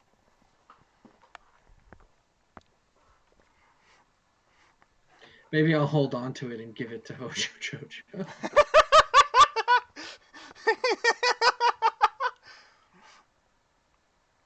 Ooh, Anyway, now you have something to talk about though to other people. Maybe you can yeah. bring up the fact about their fights. Ooh. All right. Well, I Also, how don't. long has Willem been drinking?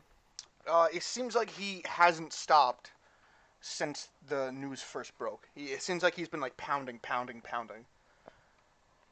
Ah, Gonna drink the caravan dry at this rate. Yeah. No, I don't. I don't see any particular reason to be suspicious of Wellham, and I think I'm just to be clear. Was Foot or was it Vasha? One or the other. Were they saying anything about Pal and Vasha both going up Not to together. Billiam at Wallace the same said time? Pal and Or separate? Vasha were the ones who visited Billiam often. She didn't mean it together. She meant like those are the two people who she knew Billiam or visited Billiam. Well, I'm more inclined to take less suspicion in Pal's alibi than in Vasha having Billiam's entire journal, and in Valis with saying things that don't match up with what Vasha said. Mm-hmm. Because we have proof now that Paul definitely went up to Billiam, but we still don't have like any evidence that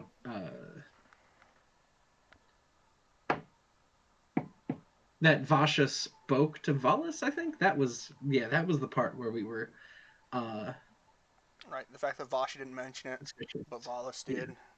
Godric corroborated it. Yeah. yeah. Right. So Godric saw Vasha and Valis interacting. He said that she left to go talk. That's what he said. Yeah. Wait, who left? Wallace, because Wallace was talking with him for a few hours, and then he said Wallace left him to go talk to Vasha. Okay, so the only alibi we have is that Valis left to talk to Vasha, and that Valis says she spoke to Vasha. So then the only thing that Remember, doesn't add up Vasha here. said when she got back, she noticed her tent was disrupted, like somebody came looking for her when she wasn't there. That's what Vasha claims. This all sounds more like Valis is a person of suspect. Possibly. There are still a few people you've yet to talk to. I mean, I feel like we've gotten all useful information we possibly could have out of Wellham at this rate. Right. Possibly. Most yeah. likely. Definitely.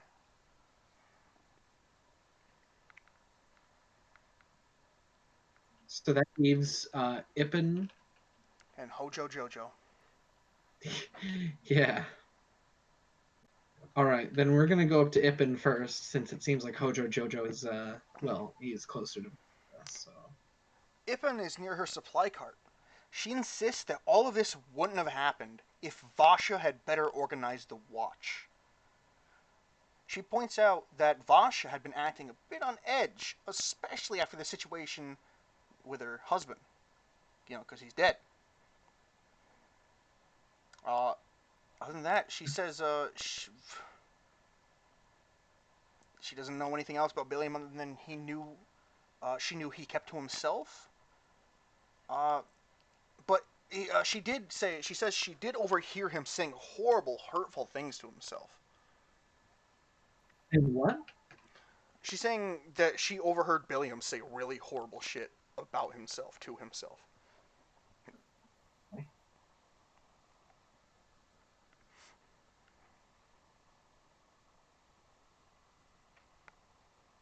All right, well, I guess that's nothing really. I mean, that's just more stuff about Vasha and Valis than currently. That's basically it. Not Valis, but Vasha. Mhm. Okay, then I guess we should go talk to Hojo Jojo. Hojo Jojo is walking the outskirts of the caravan camp. He claims to have been meditating throughout the night, but just went for a walk before the final light. He says he saw Can, Billy. can we just be clear on something? Was Hojo Jojo always a monkey in this campaign? No, no, he was not. He is the character that you changed. Correct. Okay. Why? Just wondering. Why? Because I'm really thinking about how Pal is in love with a tiny monkey. Uh, uh, he says he saw Billiam talking to Vasha, who waved in greeting during their walk, but didn't want to disrupt the conversation. Hojo Jojo says he doesn't know who'd want to kill Billiam.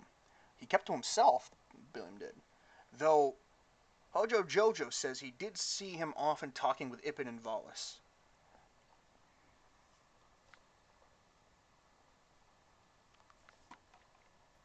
did Valis say anything about going to see Billiam? No, no, she did not. Valis did not. Valis also mentioned going to see Vasha, and Godric said Valis went to see Vasha. Vasha's camp was messed with. All of this is adding up to Valis being the prime suspect. Maybe you should go back to the watch and ask if he noticed anything about that fight. If he noticed The anything. watch? You mean Godric? Yeah. About the fight? You mean the fight between Wellum and Pal? Yeah, maybe there's something there. Okay. Suppose I. What do you think, Misu? Yeah, I feel like that's something he should have taken note of. Okay. I guess we will go talk to Godric Yeah. then. And what he saw going on between Pal and Wellum. Can you roll me a persuasion check? What for? What situation? Talking to Godric, you're trying to ask him about this situation. Oh yeah. You see him like, kind of like grimace, but then he goes, "I don't like to talk about, people's business behind their backs, but all right. Uh, I think the animosity between Paul and William is that, well,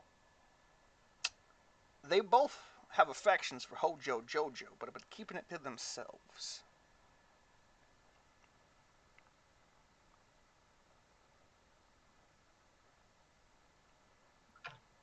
Right. Yes, I led you here just so I could fucking drop that story on you because I really wanted you to know that Paul and Willem are both in love with Hojo Jojo.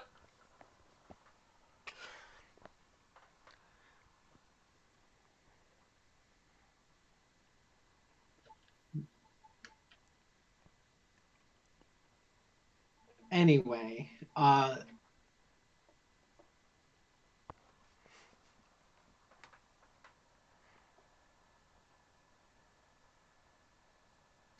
I guess I should start. I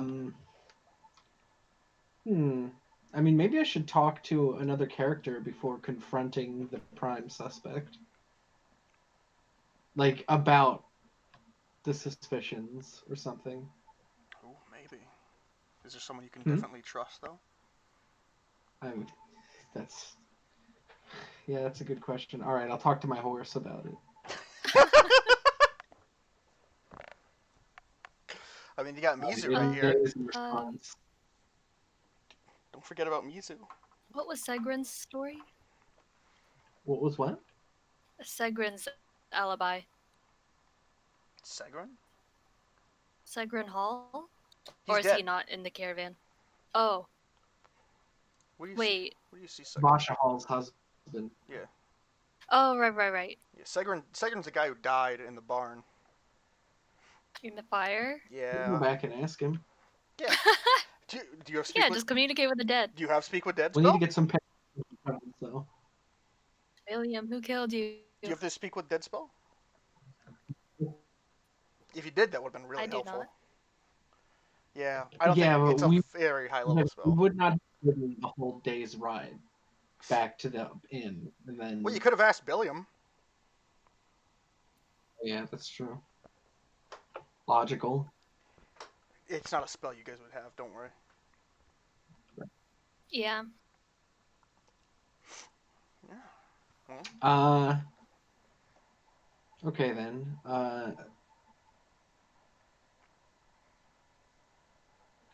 Godric's the leader of the watch, so I feel like I should probably talk to him. I mean, right? So. If you want. Hmm. Uh. You know what? I'm just going to go to Vasha instead. Vasha. All right. Yeah. Yeah. You go to Vasha. So I'm going to say to Vasha, you know, Volis went out to look for you last night, apparently, and No. Volis claims that they met up with you last night. Uh, Anything to say about that? Yeah. I did not know she came looking for me, and I did not talk to her. According to Godric, she went off in the direction of your campsite. Well, I was talking with Billiam last night before I got back, so it's possible that she was the one in my tent then.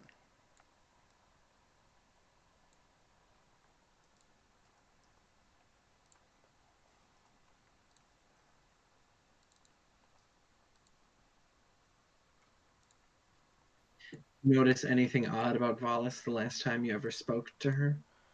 Not really. I didn't know her much. Is there anything that Volis would even have to speak to you about in that case? Maybe she won't. Unless it's involving the caravan, I don't really think so.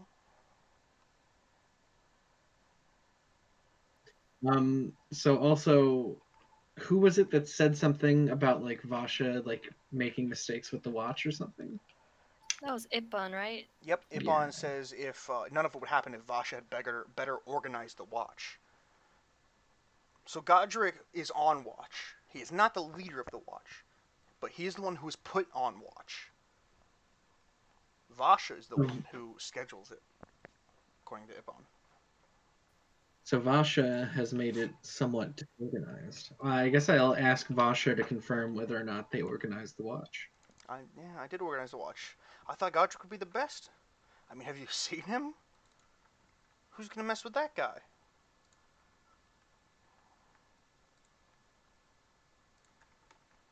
For reference, Godric.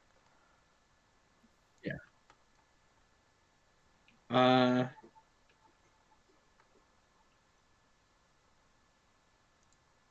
Considering that Volis messed with your camp and claims to have spoken to you while you say that you have not, that leaves the two of you at odds in this entire investigation. Well, it's not me. I didn't do it. But maybe if I spoke to him. Wait, you think Volis might have killed him? It's certainly a possibility. And it We seems the need a most likely. motive, though. That's true. My mic cut out. What was the last thing I said? I don't remember what the last thing you said was. Oh, Vasha was saying, do you think Volis could have killed Billiam, I guess? Oh, okay. Yeah, that's the last thing I said. Okay. Yeah, Vasha says, "Do you think Volis could have killed him? Is that what you're saying? We just need a motive, though. Yes, why would Volus do it? Although we did run into Volus on our way to the cult thing, right? Yeah, you did. Oh shit. Well, I was thinking about that from the very beginning, which is why Volus was one of my first suspects. Um,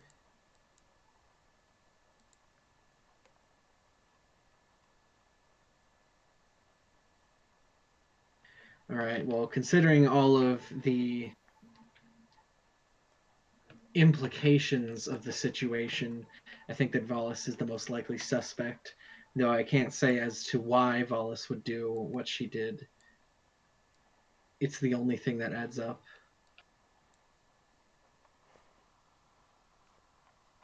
So I would I like guess to. press her further? I would like to start off by getting a couple other NPCs to just help surround her and confront her. That's verbally So, confront her. who do we want to help with this?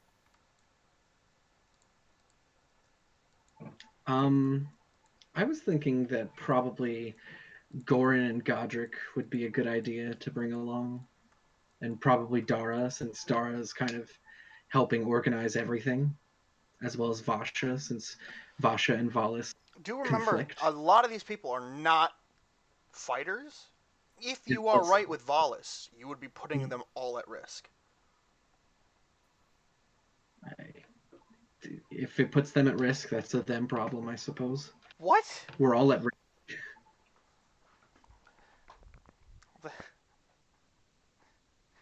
I mean, what's the point in confronting Wait, Valis if he sees Valis's guilt, except me? I mean, they hired you to do the investigation. If you conclude this is the person, Dara's going to believe you, no matter what. You could say anybody is it, and Dara's going to believe you. But if you approach who you think is the killer, be it Volus or anybody else, and you are right, they're not, and you like, they're not going to take it sitting down. They're not going to be like, oh yes, I'm the killer, which means it's probably going to be a fight. And if there is, you any got me. anybody with you is going to be in danger. Your job is to protect the caravan, your bodyguard.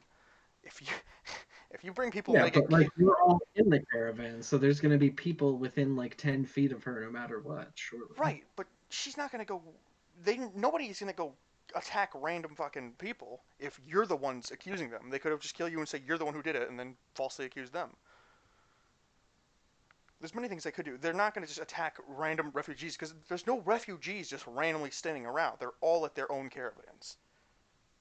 You'd have to go to their caravan to confront them. So there's not going to be random people. You would have to be willingly bringing people to them, which would be endangering them. There's multiple caravans and they're all in different ones. There's one big caravan, but I just call them caravans as in terms of their carts. Each one has their own wagon The cart. entire situation has been like nearly impossible for me to imagine. Well, I apologize for that. I'm not very good at describing, but I'm trying. Like I should. Like the caravans. There's many carts. Right. There's a caravan representing the entire thing, and there's caravans being the small things that make up the one big caravan. Each person has their own wagon, their own caravan, and they're part of the bigger group of the caravans. A caravan. So that's why I gave you the example before of the train. Now imagine those trains are all wagons. Each one person has their own thing. You ever seen a Western movie? Yes. Okay.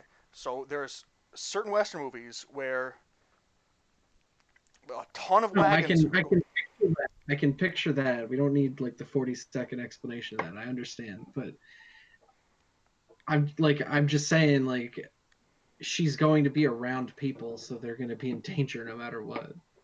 But I she's just thought that would make sense to bring the leader characters to verbally confront the suspect, but all I'm saying. You can do whatever you want. All I'm trying to hint at to you is that she's not going to be around, or he's not going to be around, or anybody's not going to be around random people. They're all in their own things. So you'd have to willingly bring people to their own little campsites, their caravans. And if you bring them as the bodyguard, you would be endangering everybody if a fight broke out. Whereas you are a trained fighter. You are a knight, or former knight. I mean, So, I will concede to not bring them, but I'm pretty sure as the bodyguard, the safest position they could be in is not hundreds of feet away from me. But if you're confronting them, but how is that not the safest thing to be away from the person you are confronting? Because the person you'd be confronting can only go through you. Yeah, but you don't know what to expect. Billiam was away from everyone, and now he's dead. So then why? So I mean, if you're confronting who you think is the killer, then why do you think they're not safe? Do you think there's multiple killers then? I think there could be. Why would someone act alone? And if Vala's foot came from an entire group of cultists, which is my suspicion, But Godric said he what never did noticed they? anybody entering or leaving. Yeah, but other people don't really seem to think Godric is also a good watchman. Ippon thinks that. I think it's, What's up, Nom? yeah. I mean, Ippon just said it was Vasha's fault, not exactly Gordrick's.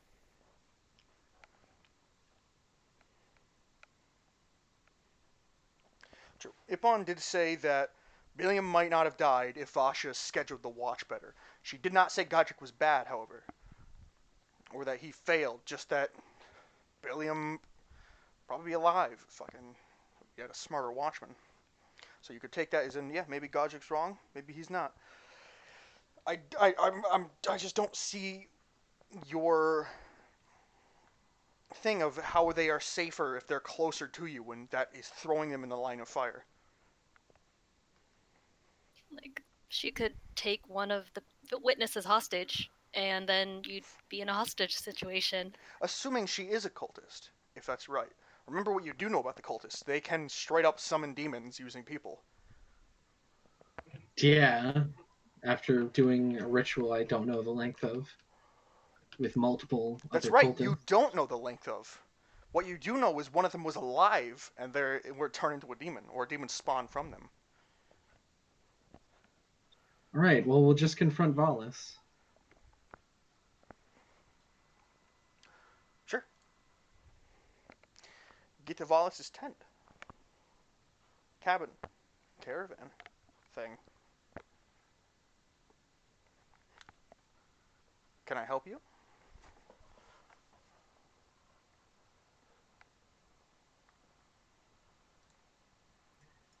Yes, I'd like to talk to you some more about Billiam. I don't know what else there much is to say. I think there's quite a bit more to say. Then say. I heard that you certainly went off to look for Vasha, but Vasha said nothing about speaking to you. In fact, she said quite the opposite, that she didn't speak to you last night at all. Godric said that you went off in the direction of her camp, and her camp has been messed with. I went to speak with her. I don't know what to say. I don't know why she would tell you otherwise unless she wants to hide it for some reason. But I don't. Why would she want to hide it? Unless.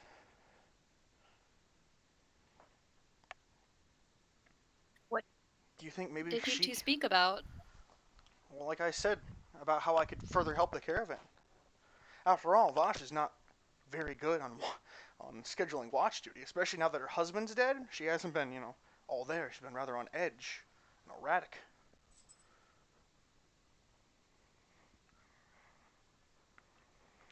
I like Godric. Godric's a sweet boy, but he's not all there.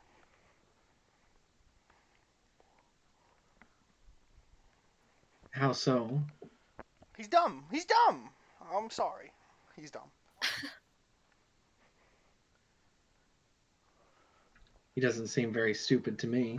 He's got good eyes, but if you try to engage him in any logical conversation, he's not. He's got a lot of street smarts, but book smarts. He's not the sharpest tool in the shed. Surely you've noticed that. Well, luckily, being good at conversation isn't a requirement for being a watchman. So I don't see what the problem is that you find with Godric being a watchman. I just think a better person could be watchman. And who would the better person be? Gorin? That might be logical, although Gorin seems to like to stick with Dara. That's true. Wellham, he is a smith. Surely he knows how to fight. He also knows how to drink. I don't think that he would be a suitable watchman. He drank because of this incident. Yeah, I understand that. Is Valis saying that to me, or are you Yes, saying that that's to me? her saying it to you. He wouldn't have been drunk otherwise. Pal? Pal might have been a good suit. Something tells me that Pal would not be a very attentive watchman either. Hojo Jojo has very good eyes. And he's also very small. The perfect thing so nobody can see him. That way he could spot them before they could spot him.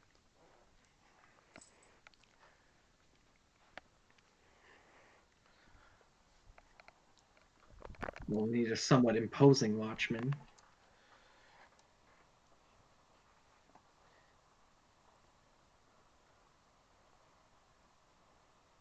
We're not here to argue about who should be the watchman, however. We're here to talk about how your story doesn't add up with Vasha's. Well, I don't know why she'd be hiding it.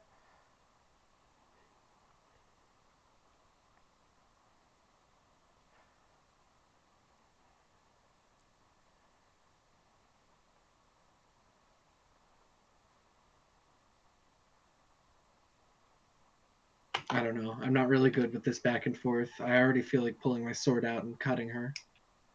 Uh. I don't know where this is going, Crow, so I'm not So- really sure what to say next.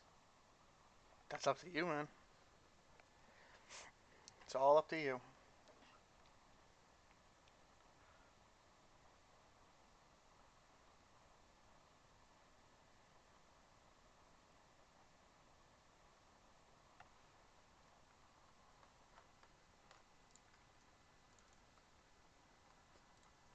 I mean, is my job here just to make an accusation regardless of evidence?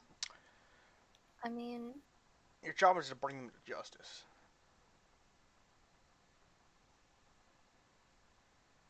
could Vasha have a motivation to kill Billiam? She did, like, interact with him more than Valis did, right? That's what people say. Maybe that's meant she was, I don't know, trying to get something from him? She did have his journal.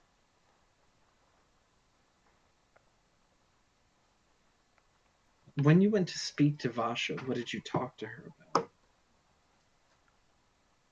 You've asked me like I- 3 times now I about asked how I that could before. further help I the don't caravan. remember. Like, I don't have this stuff written down. How You I want me could to further get a help the notepad? caravan. Yeah, but like, it's very vague. I mean, we didn't. It wasn't a long conversation. I just wanted to help the Alright. caravan more. I think her duties are. She's not that. She's on edge right now because of her husband being dying. So I thought maybe I could pick up more of the slack, and she could ease off a little. I think we could have better people doing scheduling watches. You know, it's just. Alright. I would like to consult Ramiel Mhm. outside of others' hearing range Yeah. okay. because I think we've learned everything we could from Valis. And what I think is 2 people are blaming Vasha for doing badly with a watch. And that's pretty suspicious because that would create an opportunity for her to take out Billion, assuming she was the murderer. Ooh. Not only does she have his journal, but the circumstances were very convenient. I, that's some out of the box thinking. I like that. Maybe she. You're saying maybe she set up the watch badly so she could murder Billiam. I mean, I'm just trying to find some motivation because I'm not saying you're wrong. I'm just saying, like, that's a really good line of, like, I'm impressed with the line of thinking. I was impressed with Kevin earlier, too. You guys can really fucking think of some shit. Maybe it's right, maybe it's not, but love to see it. I love to see it. Did we find out what was in the journal? Hmm? What was in Billiam's journal and why she had it? It was a log from his journey to Baldur's Gate, but it was missing this day's page or yesterday's. How do you fit a whole log in there?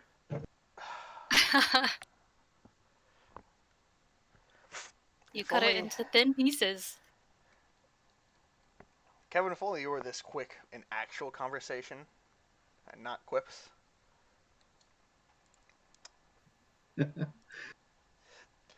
That fucking. I mean, I don't like. I don't understand how I'm supposed to talk. It's fine. Rainbow. It's just fun to fucking fuck with you. I don't want to be like spewing Tumblrisms out of his mouth. I get it. You just got to find your own. When you find your own voice, you know, you'll grow into it, or you won't. I should have just made a funny character because then it would have been easier. Because you are funny. And I like Rainiel. Hey, as long as you're having fun, man, that's all that matters. And whenever I end up retiring Rainiel, I'll try and come up with a more suitable character. But as long as you're having fun, that's all that matters. And if you're not, I'm doing something wrong. Well, it seems fine so far. I was just having a hard time visualizing. Yeah, I'm. The situation. Describing things is fucking a big weakness of mine. No, I wasn't. You said multiple caravans, so I picture multiple sets of carts, but it sounds more like it's multiple carts spaced out away from each other. It's essentially like you see on the map. This is what I mean, except they're all close together, forming a big line. Right. So that's a caravan. Right. It's one making up one large caravan, but I just also called each thing a caravan as well.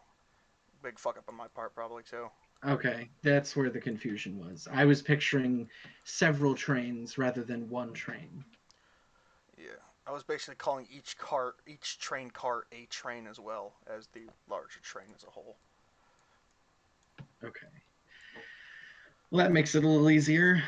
I don't remember why I was particularly suspicious of Alice besides the way she was acting, so I guess we should just confront Vasha again. Yeah. It just doesn't... Like, imagine you're in our character's shoes and you're just jogging back and forth between Vasha and Valis. It's kind of weird. One of them is lying. We just gotta find out which one. Watch Valis, like, be all the way at the front of the caravan and Vasha all the way at the back. So that's what we've been doing this whole time. It is like that, exactly. Yeah. Oh. Which one's at the back? Vasha. Vasha's here. Where was Billiam posed in the caravan originally? Billiam was off to the side a bit. He was spaced out like 60 feet away. Wow. Okay. Yeah, he was weird. He was a weird guy. He liked to be alone.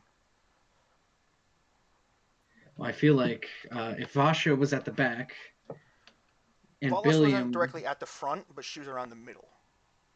Okay. Well, it seems like the way Vasha's positioned, she would be in the best position to not get noticed. Doing anything. She is also the one who scheduled the watch. All right. Well, based on what Dawn said, I guess... She also had Billiam's notebook. I think we should take a look at the journal. I mean... Maybe I just shouldn't have seen Vasha first, and it would have been less anticlimactic. Kevin has the journal. Yeah, I have the journal. Okay, so then what was written the day before? It was just describing everything that happened. So it didn't include the day that you met Mizu, but before that, it was just saying like caravans are getting picked up and ready. I went to thank Ramiel. Psych, what a bitch. And then it just continued on And like, then the bushes started speaking Vietnamese and stuff. all right, and then it's just the lyrics to "Fortunate Son" written 100 times. No, it's just basically what happened that day. It's his journey to Baldur's Gate. So everything that All happened the right. day before you met Mizu, because that day is not written about. That day is missing. So maybe we can assume the journal was taken from him before he could write in it. Unless he was going to write in it Vasha and then it was taken claims that after. Vasha claims that when she got back, in her pack was Billiam's notebook.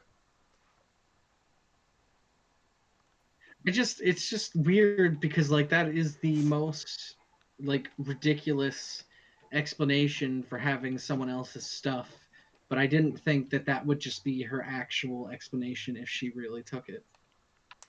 But I She mean, said when she maybe got she's back, her caravan was also messed with, as if somebody came in looking for her and she wasn't there. like And we would assume. So it is possible somebody might have put it in her pack when she was gone. That means somebody took it from Billiam way yeah, before. but I was like when you said pack, I was under the impression it was a pack she was carrying around. No, So nobody. No, that's a not really a. That's a more of an adventurer thing. Nobody really carries backpacks with them in this. Packs are usually stored. so Vasha went to see Billiam Yep. and he was still alive. Right. While Vasha was out, Valis supposedly visited Vasha's caravan, her cart, and messed with it, Maybe. supposedly. Right. Maybe. And the way that we're supposed to take this, if we take it at face value, would be that Volis had Billiam's book, which would mean that she either somehow confiscated it from Billiam or that she had somehow otherwise visited Billiam that night, Right. which that just doesn't make sense. That requires too much explanation that we like don't have from Valis herself. So either Valis framed Vasha and somehow magically got something off of Billiam and before he could write in it, and then went to see, or Vasha just did it and gave us the most bullshit explanation ever.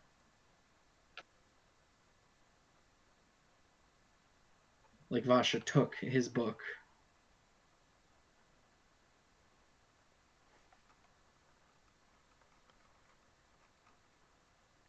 It's just it requires too many words for me to explain how Valis could have done this. So it just makes no sense based on Occam's razor. Vasha explaining how Vasha could have done this is as simple as saying that Vasha was lying. Vasha was the She last person. orchestrated it. Yeah. So Vasha was the last person to meet Billiam, and for some reason Vasha doesn't mention running into Volus. So you, That's the part so you that I don't believe the And understand. yeah, simplest answer has to be the right one. I don't think it I has to be the mean, right one. It's just that the only thing that's making me doubt that it was Vasha is that this is the most stupid alibi ever. I mean, you're not wrong. Like It is a really stupid to alibi. to literally have the possession of a dead person and not say anything about it, and then the only explanation is that it must have just accidentally ended up there. Yeah, That's like having a bag of weed like taped into your sweatpants and saying you're holding it for a friend or something. well, it's more like it's in your car and you get pulled over and they find it and you're like, oh, I didn't know it was there. Yeah. Did she know it was there or did she not? Who knows? The part that isn't adding up here is that Vasha could have easily just said something about running into Valis and like talking to her. Like, why yeah. would Vasha withhold that from us? Exactly.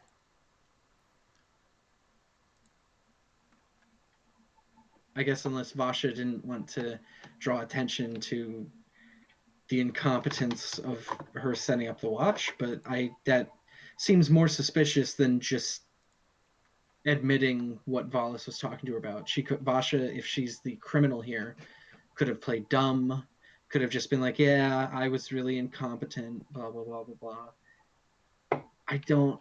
I mean, maybe Vasha is just more incompetent than that. Maybe Vasha's an incompetent cultist. Why was her husband incapacitated in a burning barn? And I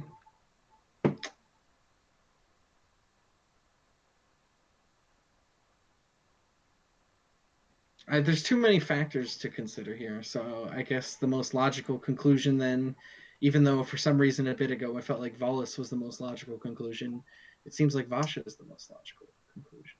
Maybe you thought Volis was because you realized while talking to her that she seemed like an entirely different person than when you first knew her, and she felt entirely disingenuous.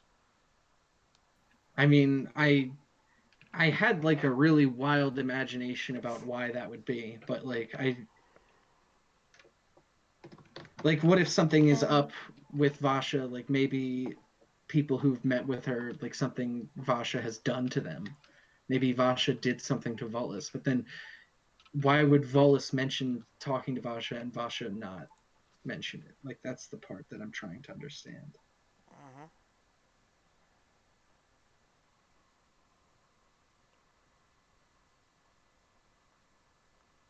Well, do you think we should try to get Vasha to admit she spoke to Volis? If she Yeah, was lying about it? I guess we should try to. So how are we going to do this? Are we going to waterboard her? No, I don't think that's necessary. Okay.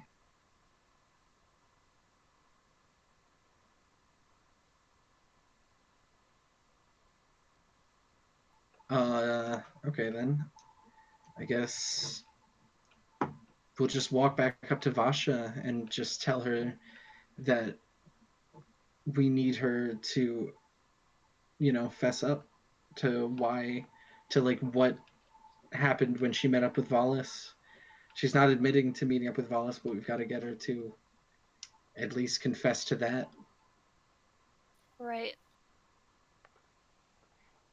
Maybe find out what her reasoning was for choosing Gorgic for watch if others thought that he would not be a good watch.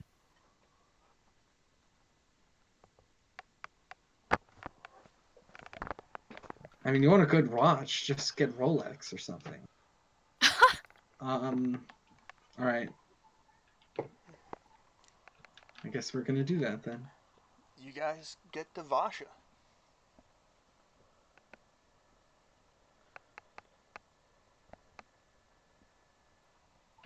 Between yours and Valis' stories not adding up, we think that yours is much more suspicious. Everything about Valis aside, you don't corroborate whether or not Valis ran into you, but Godric claims that Valis went to see you. And also, you have Billiam's book, and you claim that it just happened to end up in your possession. It was in my pack when I got back. Yeah, I never ran into Volis. I can't. I can't prove what didn't happen.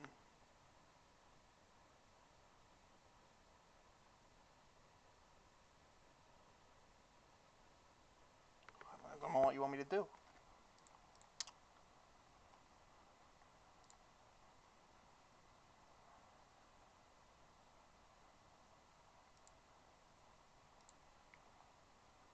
I think we need someone who can prove it one way or the other.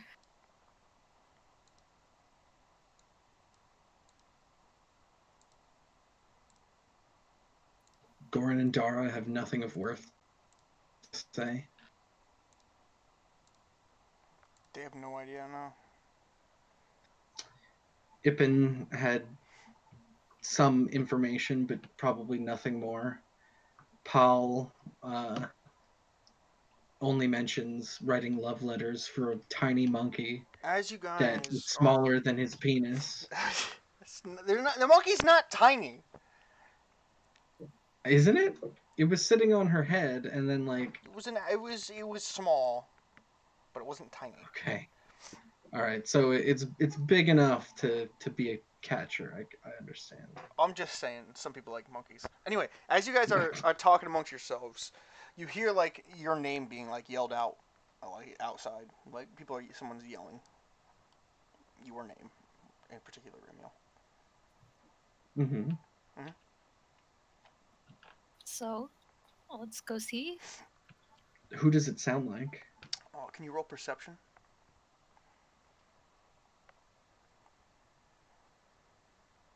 It sounds like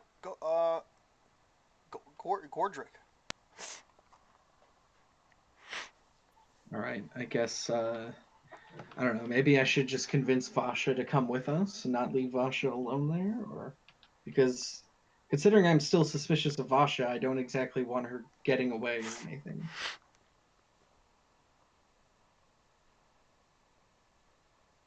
The yelling I gets mean, closer. mm-hmm. Yeah. Yeah. I are we heading there or? You're not head. You didn't say you're heading anywhere. The yelling's just getting Well, closer. I guess you didn't hear me when I was talking. What are you saying? My mic must have cut out. I said that we go towards the voices. You and Mizu? Yeah, but I was also saying that considering Vash is a suspect, I don't want to let Vasha out of my sight. Well, she's not going to go with you. I mean, I could just not give her a choice. You could. You could just assault her.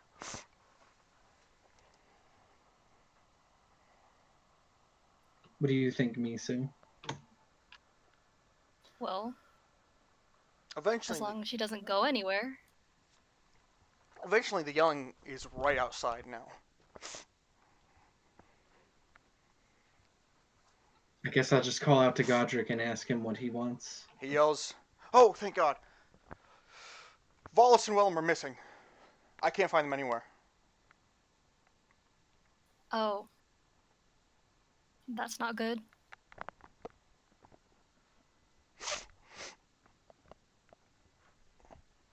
Can you guys help look? I can't find them. All right. Well, then I'm also going to turn to Vasha then, since she's supposed to be helping orchestrate the watch to help us look for Valis and Wellum.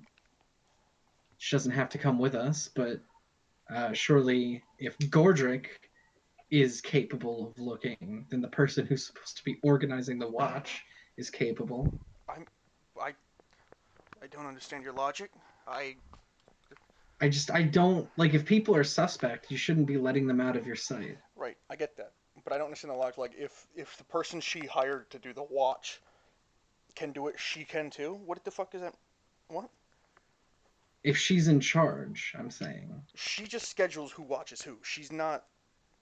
So why does she schedule who watches who if she's not even capable of doing the job herself? What is a widow in charge of anything for?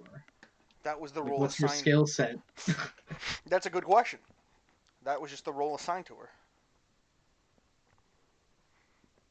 Okay, so she's useless too. I understand now.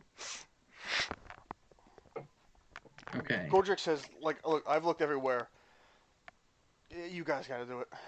I can't. I can't. I don't know, man. I can't fucking stay away from my watch this long. But I can't find them, and it's freaking me out. All right. I'll go. I go too. He looks at Vasha.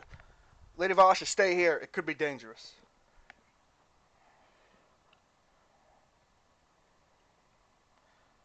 And he starts running towards his post.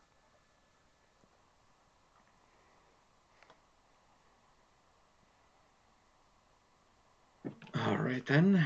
I guess the first thing we could do is check out Valis's and Wellum's carts. Any footprints, maybe? Ooh. Roll survival, Misu.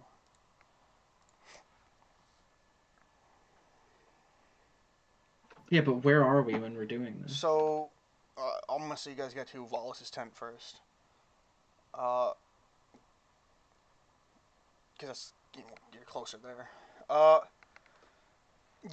though it is dark, you do see a little bit of footprints. Not enough to like track anywhere, but enough to know that it's going away from the caravan in general. Like it's Okay. going towards an open field. Can we tell anything? Could Dawn have told anything about the footprints, or Um, besides the they direction they're don't heading? appear that big. So, can I check Willems? Yeah, you guys want to run up to Williams?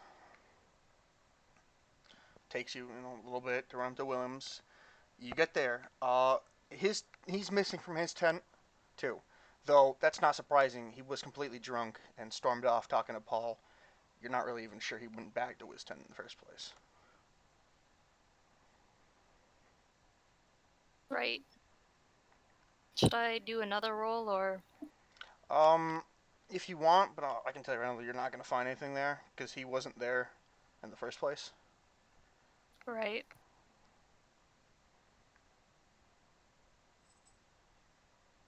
All right, so I guess we can follow the footprints from Vollus's camp. Mhm. Is that what you both decided to do? I guess so. Maybe there are other hints out there. All right. Yeah. So you guys get back to Wallace's tent. Can you roll under survival to see if you can find the tracks again? Spot them. Absolutely, fucking Rami, you spot them. And you guys start following them. The tracks are few and far between. They're not like fucking like snow where you can see every little one. So can you roll me another one? Roll. Absolutely.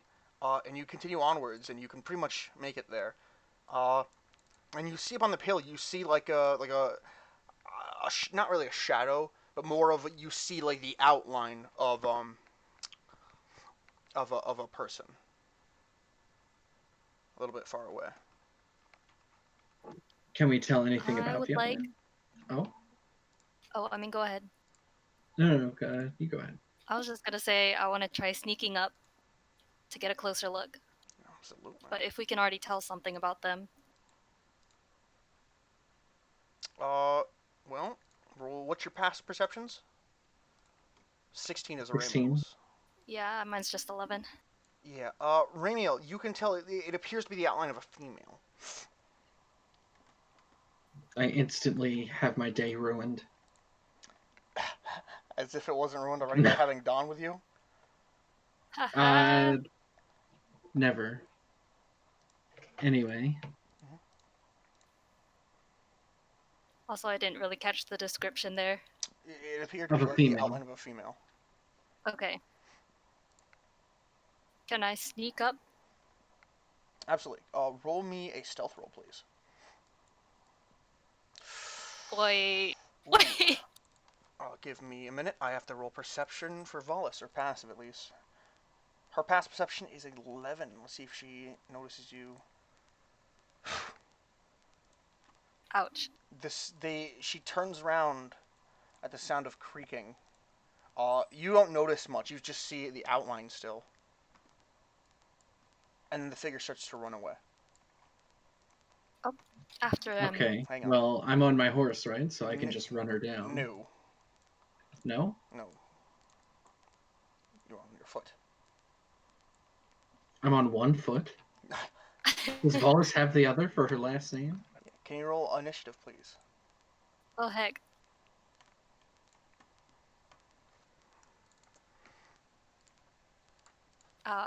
Okay.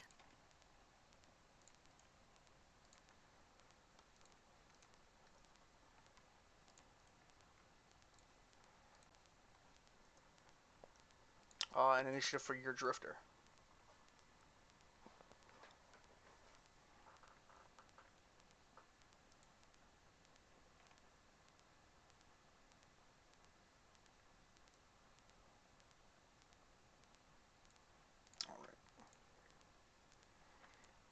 She dashes.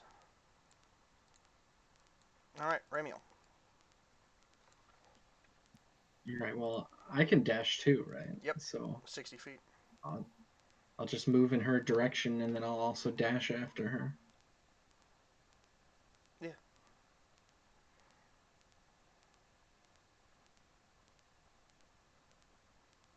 Hold on, there's too much stuff on my screen.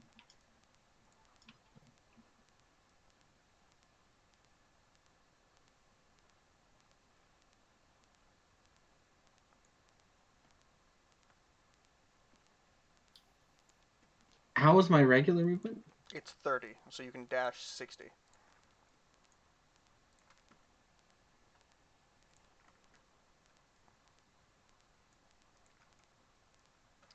Approaching closer, you notice another figure, like prone on the ground.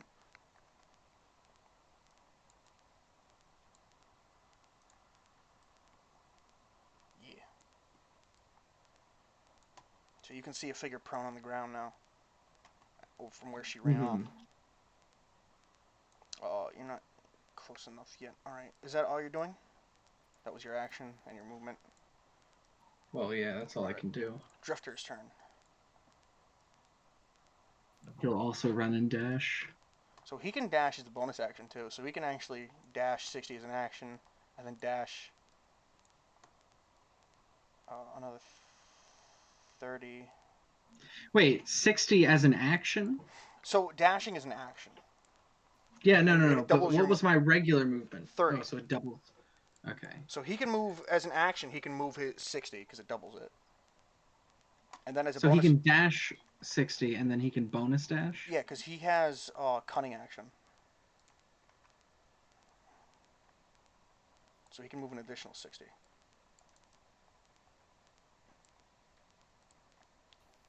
Yeah. Okay. What is his passive perception? How do I figure that out for him? It should say on this thing. His sheet's not normal, so it's hard to find. Senses, passive perception 11. Ah. Alright, so he's almost close enough to see. Alright, Mizu, it's your turn.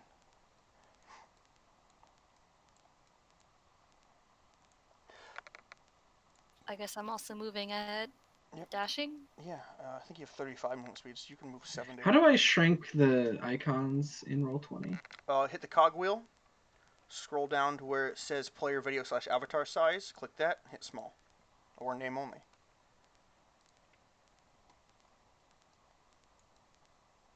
Mizu, you can tell the figure laying on the ground is Wellum, and it appears to look like he's been fucking stabbed. Oh no.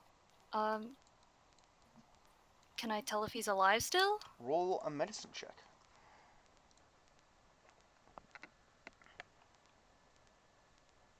It looks like he's barely clinging on to life. Like he's unconscious, but he's still like breathing, but like very rapidly. Like he's dying. He is dying.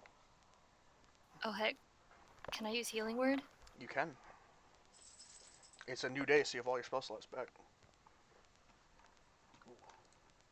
Nice. You see some of the wounds kind of like slowly close up. Okay. So he's probably stabilized at least. Absolutely.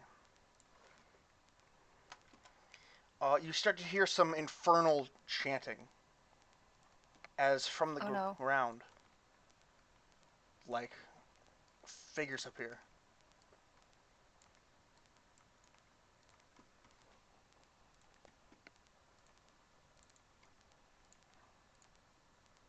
I'm waiting for you.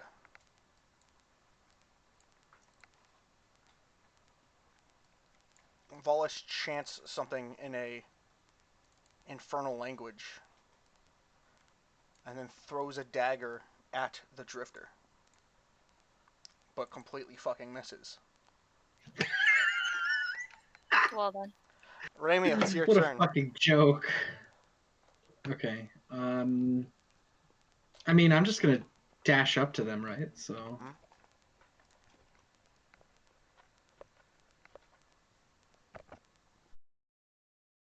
That's all I can do, right? Or could action surge. You could action surge, yeah. But Although you if already, I action surged, what would I even do? yeah. Do you have a ranged weapon? I'm already at the farthest. I have the hand axes. Yes, you could action surge and throw a hand axe, but that's about it. What are these things next to her? Devil spawns. That's the shit that was summoned Oh. from the body of the cultists originally when you first got there, if you remember. Oh yeah, and I crit decapitated it the first turn it existed, right? Yep. I will save my action surge then, and I will just All right. stand still right there. Also, I'm healed, right, from like the Yes. night passing. Okay.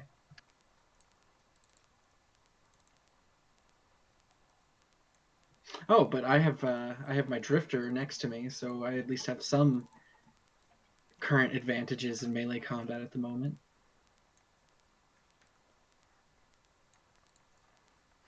That's Oh wow. Yeah, 4 on you.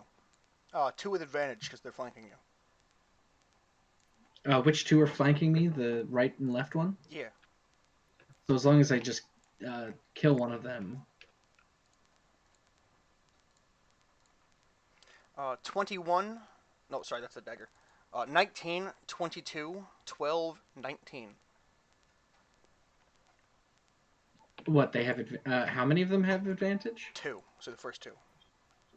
Okay. 19, 22, 12, and 19. Okay. Well, the 12 doesn't hit, Okay. but the rest do. You take 19 slashing damage. Okay. Does it matter that it's slashing or? It would if you are resistant or immune to any of them, but I don't think you are right now. Okay. So just hit your red, minus 19, enter. You know the drill. And that's all their turn. Drifter's turn. All right. Well, my drifter is going to start by attacking, obviously. Mm-hmm. Which one? He's going to attack the one that's behind me. What? The one that's right here. Okay, okay.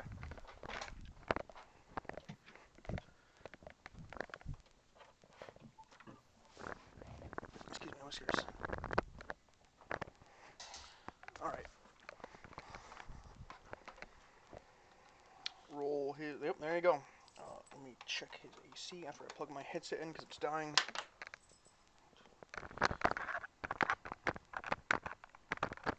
There we go. Alright, 17. Why won't let me fucking click anything? Am I on ruler? I am on ruler, that's why. Hits, yeah. You deal 12 damage. Ooh. Maybe, actually. Are they immune to poison? They are immune to poison. He takes 8 slashing.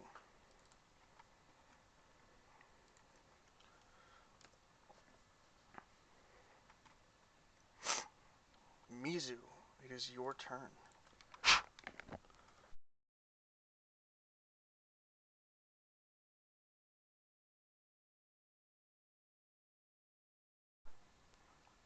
Mizu?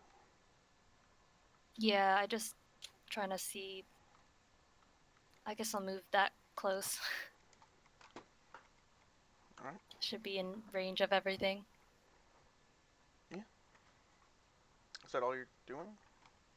Nope, okay, there. Oh my fucking god. Which one were And you? I'll target this one on the side. Yeah, well, you hit. So I gotta roll the. So now you just click the name in the chat bar. So you can see where it showed it. There you go. Ooh. Well, it's immune to being poisoned. No, it's not immune to the poison condition, but it's immune to... No, it is immune to the poison condition. Alright, so it'll just do cold damage, which it's resistant to. But you did 7, Oh heck. so 3. You deal 3 cold damage. Still better than nothing. Plus it's a cantrip, so you don't really waste anything. Nice. Is that all you're doing? How is Ramiel looking on health? Roll a medicine check. Less than half. Alright, well, or he could just blurt it well, out. Misu. I thought that was whatever. Yeah, you're not really Okay. supposed to tell what your health is. That's part of the role That's play. why. Okay, well, You don't know. I do not know. We'll just say less than half because So I can use my bonus action, right? absolutely.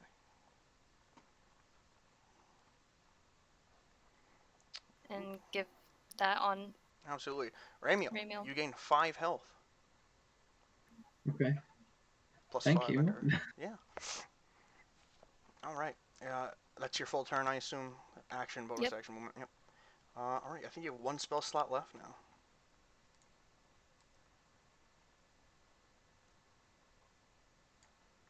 Wallace walks up here and smiles as she throws a dagger right directly. Oh, you know what? No, she doesn't.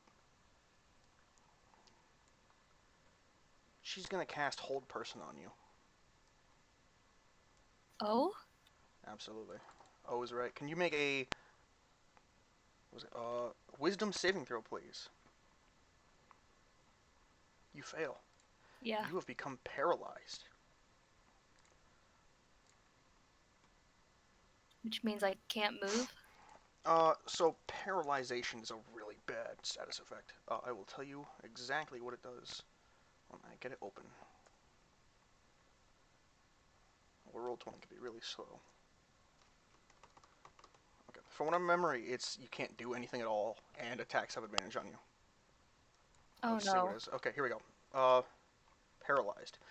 You can't move or speak. You automatically fail strength and dex saves.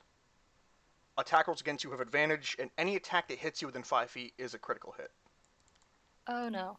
Yes, so you are paralyzed until 1 minute. The concentration ends, or you pass, and you can re-roll it at the end of your turn, which will be your next turn. Right. Alright, Ramiel, it is your turn. Are all of these abilities on the right considered bonus actions, or can I just use them? What do you mean? Okay, so which ability specifically? Like second wind, action So surge. second wind is a bonus action, as it says on your turn. You can How use a do I bonus tell action. which of these are and aren't bonus actions? Well, they'll say. The only thing it doesn't say is action surge. Action surge you just use. It's one of the only abilities that is just a free fucking use. The rest aren't really active abilities, like mounted combat. It's just a passive. Yeah, I understand that. But yeah, second wind says on your turn you can use a bonus I'm action. saying, can I use Pale Rider right now? Or is that going to take my turn?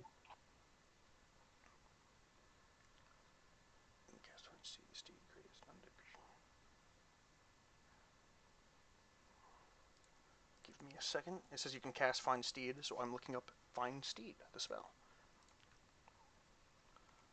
So Find Steed takes 10 minutes to cast. What? Yeah. Okay. Each round, so from assuming you Each are round is what? so assuming you are the first person to turn, and Don's the last, that entire thing counts as 6 seconds. So 10 of those Yeah, is 1 minute. okay. So it's going to take 100 rounds for you to cast Find Steed. It's something you All do right, Don, out you of got combat, this not in for combat. 99 more rounds. Oh. Anyway, right, I'm just going to keep attacking then. Mhm. I didn't realize that I was in this situation without my horse, though.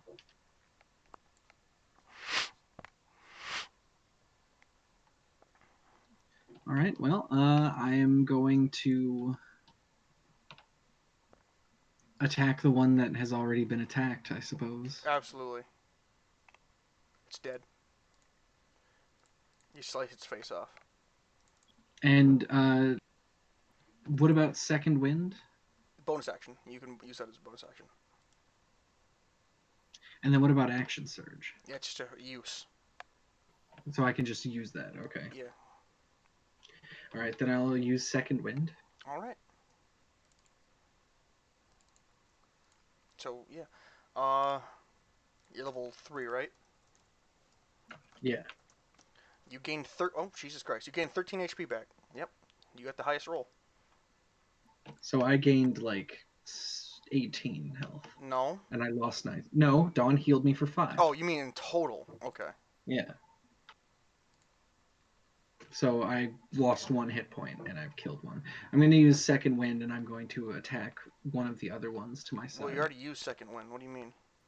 What? No, I didn't. Yeah, you You did. said I could just use action surge. Yes, action surge. You just said you're using second wind to attack. Whatever, same difference. Okay, Okay. action Did surge. you add no. the HP back?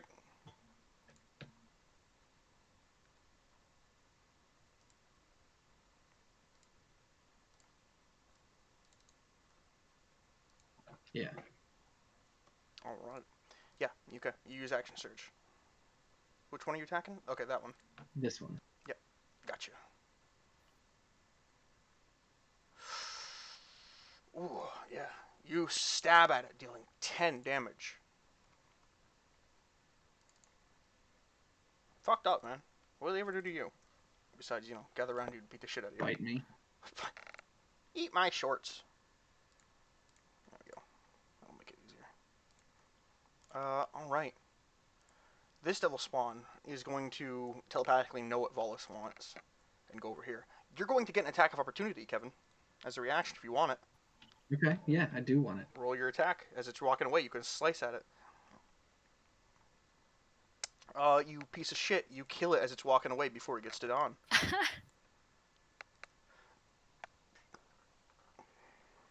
Thank goodness. Only cowards run away. This one goes to Dawn, and you already used your reaction. Now there's only one on you, though. So this one will be on Dawn, and this will be on Kevin. So Dawn and Kevin. So it's an automatic advantage and a crit if it hits, because you're paralyzed. Yep. 17 hits. I don't know what big crit would be. It would just be 10 slashing to you. And Kevin, does a 22 hit? Does a 22 hit me? Yes. 9 slashing. It's the return Drifter's turn. All right, well, he's going to hit Volus with the sling. Absolutely. He hits for 6 bludgeoning. Nice.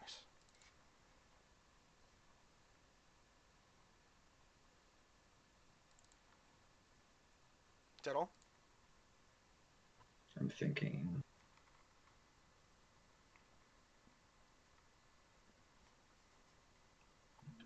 Yeah, I guess that's it. Alright, Mizu, your turn will be skipped, but I need you to roll a wisdom save to become unparalyzed.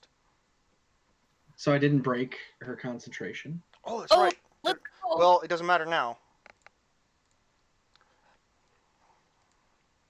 It was a good call out, though. You could have been earlier on it, but it was a good call out. Yeah, it would have broke, too. Yeah. Dawn, you broke out so hard you gotta fucking do your normal turn. Yes. Holy shit. You just fucking willed yourself not to be paralyzed. Yeet. Alright, what's she doing, Dawn? Mizu. I'm gonna. Can I move here Absolutely. without? Yeah. I guess engage. As long as you don't leave their attack range, then yeah, you're fine.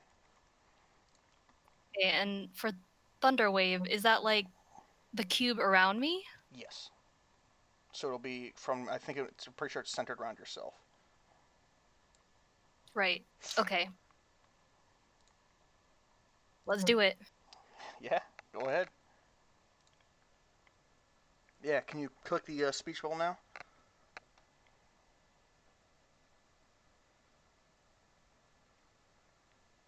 Did that not? I see it. There you go. No? Okay. Woo, okay. Give me a second. 15-foot cube centered around yourself. Where is my thunder wave? Here it is. I even get a flashy spell thing. No, okay. It needs to be bigger.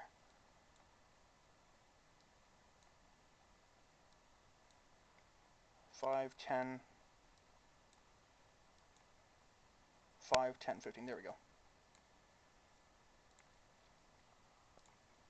Nope. What the fuck? The spell is still small because you're right here. So 5. Oh, Yeah, I it's didn't all. realize it would be that big. It's all. Yeah. There we Wait, go. that's gonna hit him. So zoom me right here. 5.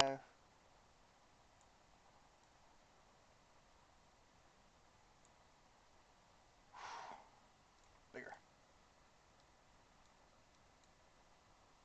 There we go. If you're right in the middle. 5, I 10, didn't 15. realize.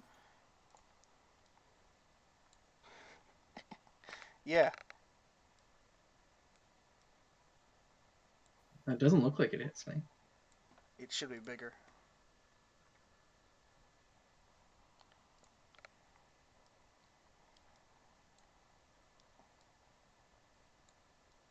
It's a 15. So without the visual, it's a 15-foot. Yeah. So it's what Dawn did. Oh, okay. But it says pushed 10 feet away from you. So Well, yeah. I'd be pushed diagonally from her. Yeah. Oops. Okay. I hope I you am going to get knocked into that tree. Oh, thank you, Don. Yes, that works. Yeah. So that was essentially what that is. The 15-foot cube is all around. I could have just used the one that didn't have the thing. Whatever. So I'm gonna need. Yeah, Kevin, I'm gonna need you to roll me a Constitution saving throw. I'm gonna have to roll one for the double spawn. That's a fail. And one for Wallace. I underestimated the area. I would have just. She passed. Also, she has advantage. No, she does not. That's Dark I would Vision have is. stayed where I was. Okay. So on a save that takes half as much damage and isn't pushed. So Ramiel, you take 7 thunder damage and are not pushed. The Devil Spawn takes that and explodes and gets pushed away. Valis passes, so she takes 7 and isn't pushed.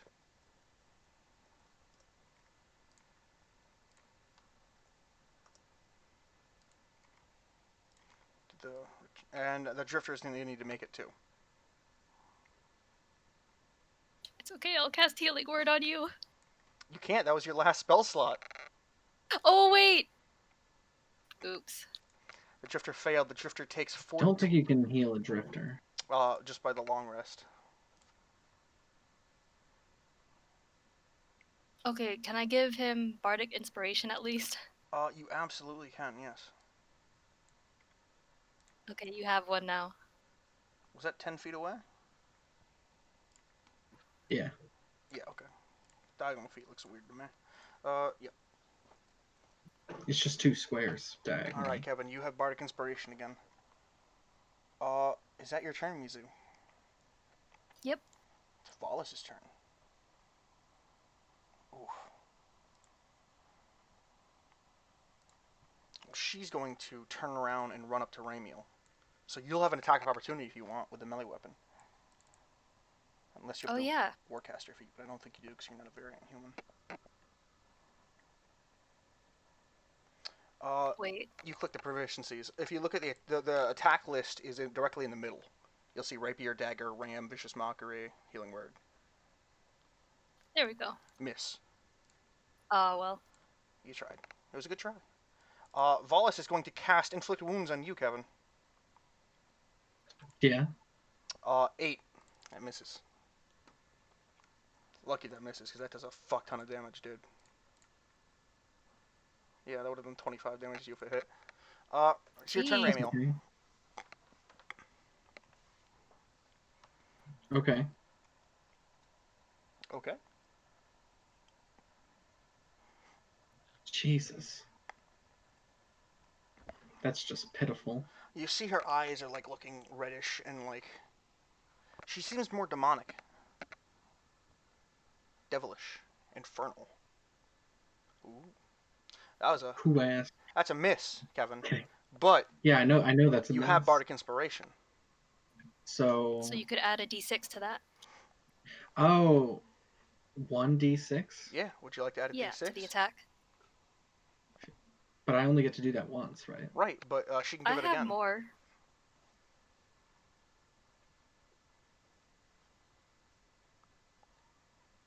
+4. So that's a 12. Still misses. It's 11. Ah, well. Yeah, just Yeah, I barely. didn't think it was gonna hit. 13. 13 is her AC. Yeah, I was. Aw. All right. Use your bonus action. So it's the Devil Spawn's turn. With advantage, bite, 22. 5 slashing to you. Ow. Oh yeah. I find it funny that the bite is slashing and not piercing. Yeah, it's weird. All right. It's the Drifter's turn. All right. Well, I'm gonna have the Drifter go up to Volus since they're immune to poison. So Volus instead. Well, you should have him go right here. That way you'd have advantage. Yeah. There you Okay. go.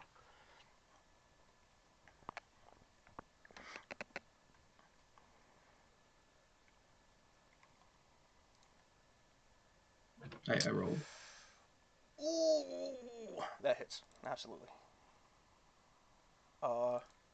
She takes 11 damage. Jesus Christ. Right through the baby. Right, right through the ovaries, indeed. Now you slash her back Okay. a bit. Ouch. It is Mizu's turn now. Mizu. Okay.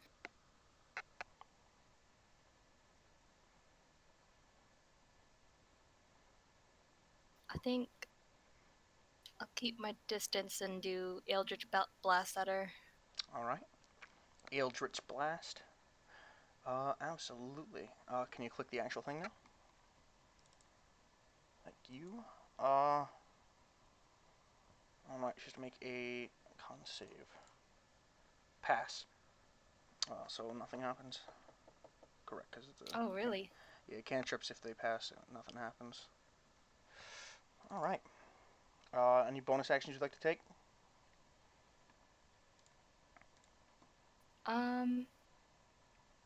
I'll just give the Bardic Inspiration again to Ramiel. Absolutely. It's Wallace's turn. She turns around.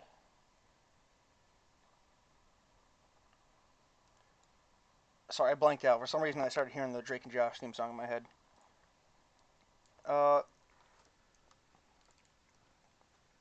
Drifters are resistant to necrotic. Yes, they are. She's going to grab, or try to, the Drifter. But a miss. Complete fucking miss. Ramiel, it's your turn.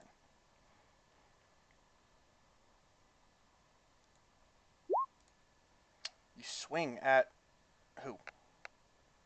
Volus. Absolutely. You hit, dealing 15 slashing. Oh, Jesus Christ. Absolutely. The Devil Spawn is going to try to bite you again with advantage because of flanking. 16. Believe that does not hit. It's the Drifter's turn. It doesn't.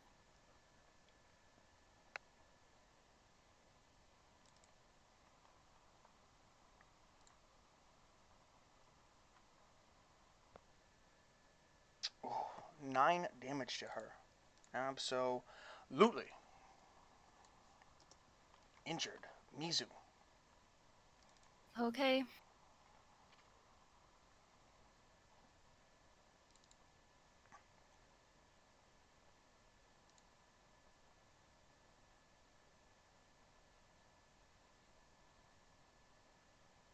I'll try this one. Vicious Mockery. What are you going to yell at her? Call her I a looked loose up woman. something. Okay. You looked up an insult? I was looking up stuff. Okay. Do you really need to look up insults? Yeah, don't sound very Kinda. mean. Don't sound very mean. All right, let me know when you have an insult. Call her a loose woman. Just kidding.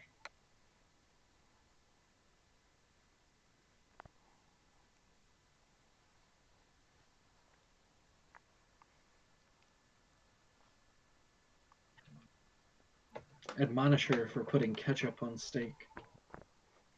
Things will. I wish I still had that blindness spell, then I wouldn't have to endure that face anymore.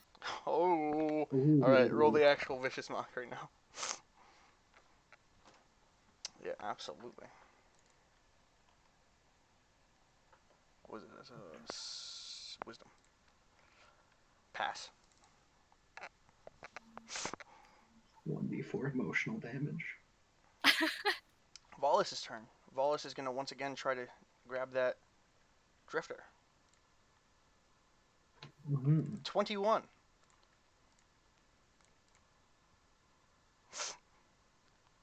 $44 damage.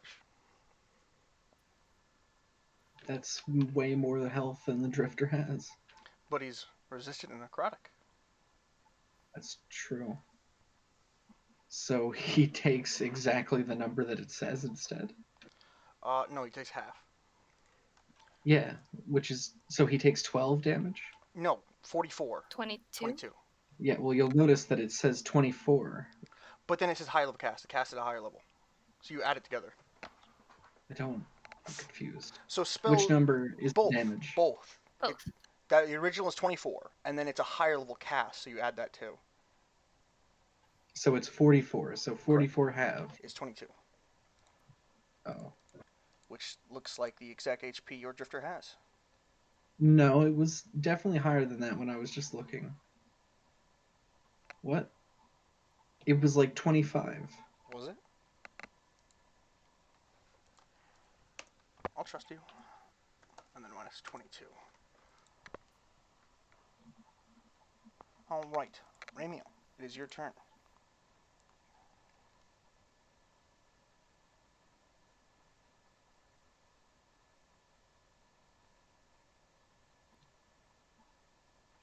Oh, you swung at her? Yeah. Yeah. You cut her head off. Good. Oh, good. It's a devil spawn's turn. It's very enraged that you killed its master, and it bites you. 15. That's a miss. Ouch. The drifter's turn.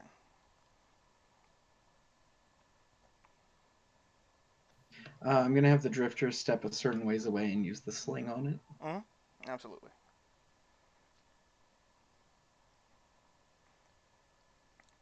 That's a hit. Absolutely. Ouchies. A rock connects with its disgusting body. Yeah. Mizu. Misu. Okay. I'll do Vicious Mockery for that, too. Absolutely. What do you say? What do I say? You're ugly. That's it. It can be really simple, you know. Bark at it.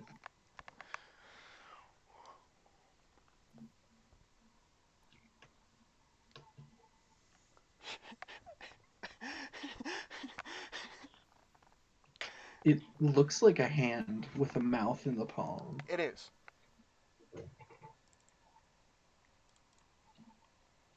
Didn't there used to be like twice as many of you guys? What's up with that, huh? Alright, yeah, roll. What's the deal with airplane Roll, food? yeah, roll it. Roll a vicious mockery.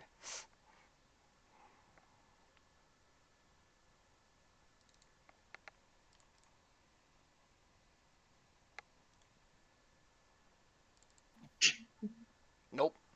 That's the wisest What the heck? devil spawn. Hit crit. Hit crit. Roll. It just ignored you.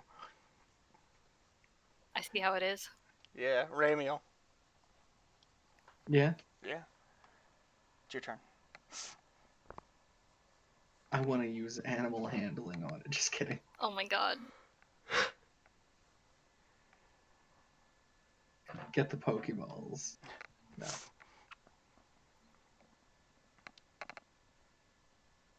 Alright, yeah, just attack it.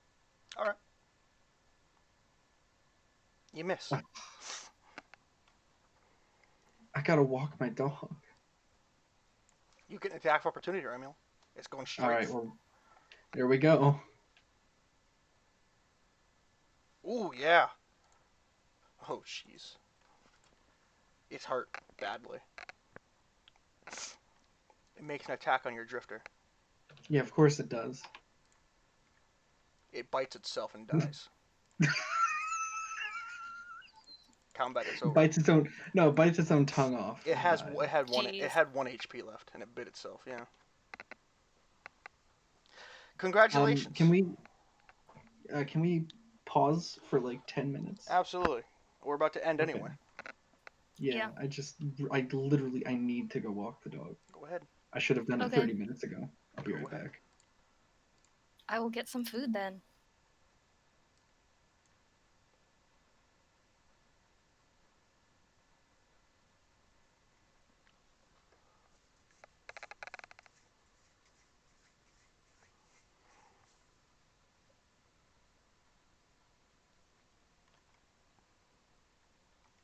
Oh shit, are these soul coins?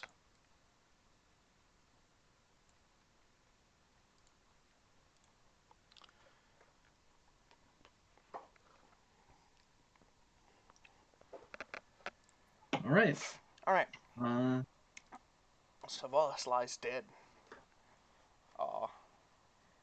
You didn't even try to knock her out, but that's okay. Not like it matters. she lied alive too. What? She lied alive too. Okay.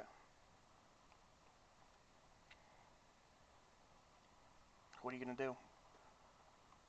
Well, I mean, the obvious thing is to inspect her and rifle through her stuff, right? Absolutely. Rifling through her stuff, you notice she has a handful of coins made out of an unusual green steel.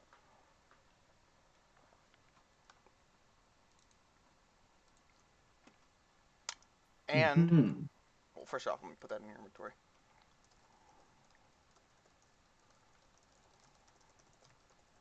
Okay. And also an amulet of proof against detection and location. Proof against detection and location. Yes.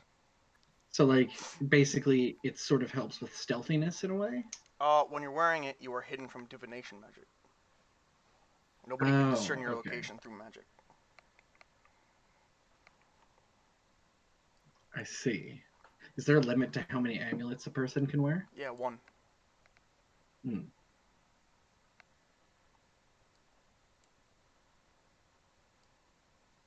Okay.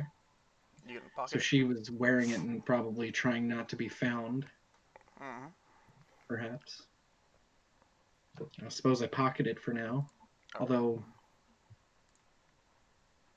this is a party, so I was wondering if, like, Yeah, you can give it to Mizu if you want. Yeah, I mean, it is just one ambulance, so I might as well give that to Mizu instead. Mizu, I don't hide. That's part of my character. He's giving you an amulet. Thanks, I suppose. Yeah, I don't hide. It's funny because he just took an amulet off a dead person and handed it right to you.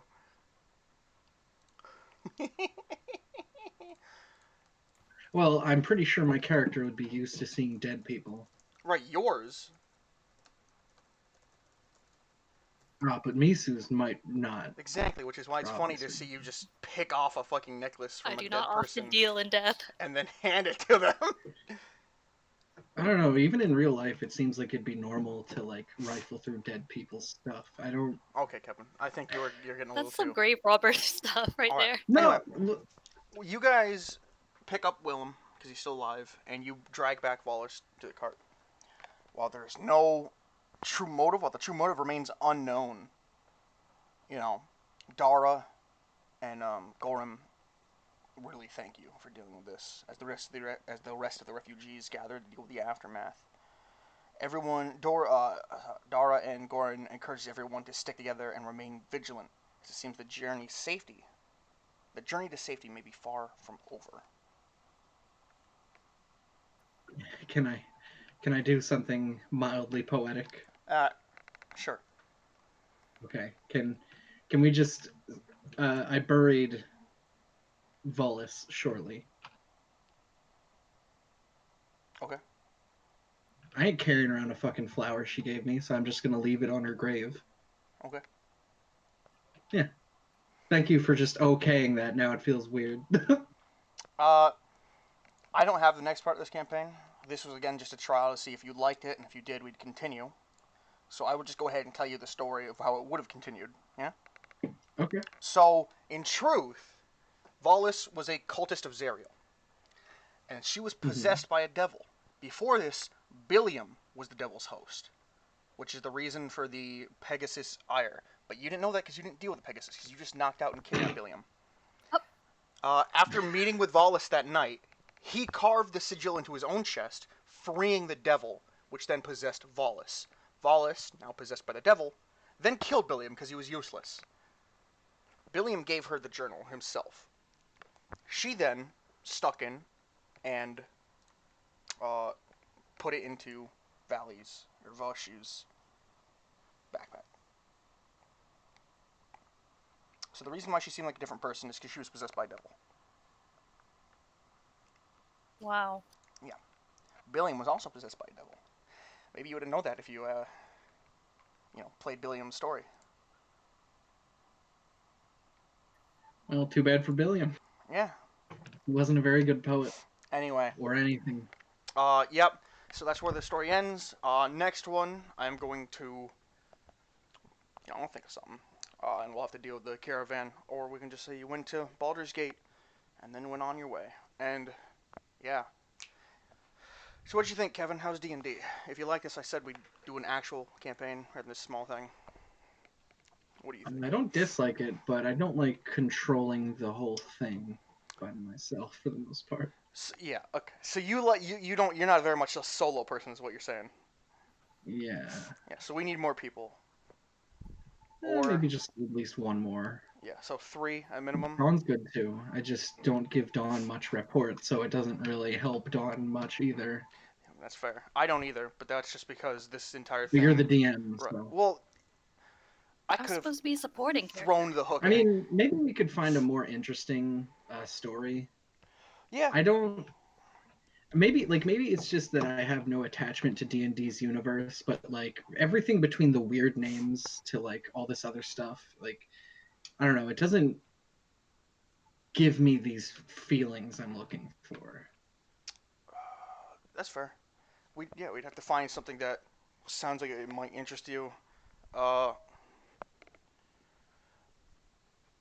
Unfortunately, I don't know enough about your interests to be able to create an entire story homebrew No, around stuff you I like. wouldn't ask you to. I was thinking we could find one. Right, I have tons of them. So I'm sure we could find one that I own. Okay. Um, Maybe one like fixated on like something pertinent to my character's backstory a little bit. uh, I'm pretty sure I might have a Midgard campaign. Yeah, I will check Yeah, it out. like something like that. Let me just check it out. So Don, Like despite it doesn't have to be focused on right, that, but yeah. despite it being short and not really a lot to do, what is your initial thoughts? I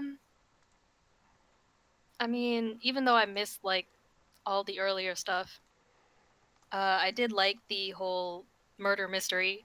That was new.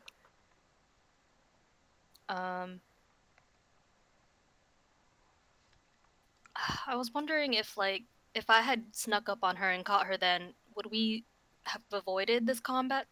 Kind of, If you could have taken her down before she summoned that, yeah, pretty much. You could have avoided it. right? You could have avoided it by Slicing her really head just off then and pressuring there. her and saying, Yeah. "That's it. You are the one who is guilty." That could have avoided a lot. She wouldn't have ran away. She wouldn't have attacked Willem. Poor Knowing guy. Billum beforehand might have helped, but that's nothing you could have done. Uh,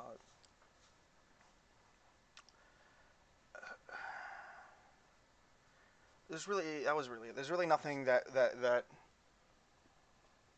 could have helped you find a motive, because again, motives are supposed to remain hidden until the next part of the entire campaign. But Okay. yeah, Yeah. there's many things that you could have done to prevent a full-on combat scenario. Could have just kidnapped her. You proud of that? You proud of that? I wasn't joking. Oh my goodness. I'm still recording.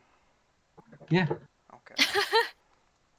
um, I guess I would have liked to learn more about the whole city falling to some magical chaos. Yeah, Kevin. I And then mean, okay, so there's like another thing. I don't feel this connection to getting a poet's stuff, so I didn't really feel like it sounded important, you know?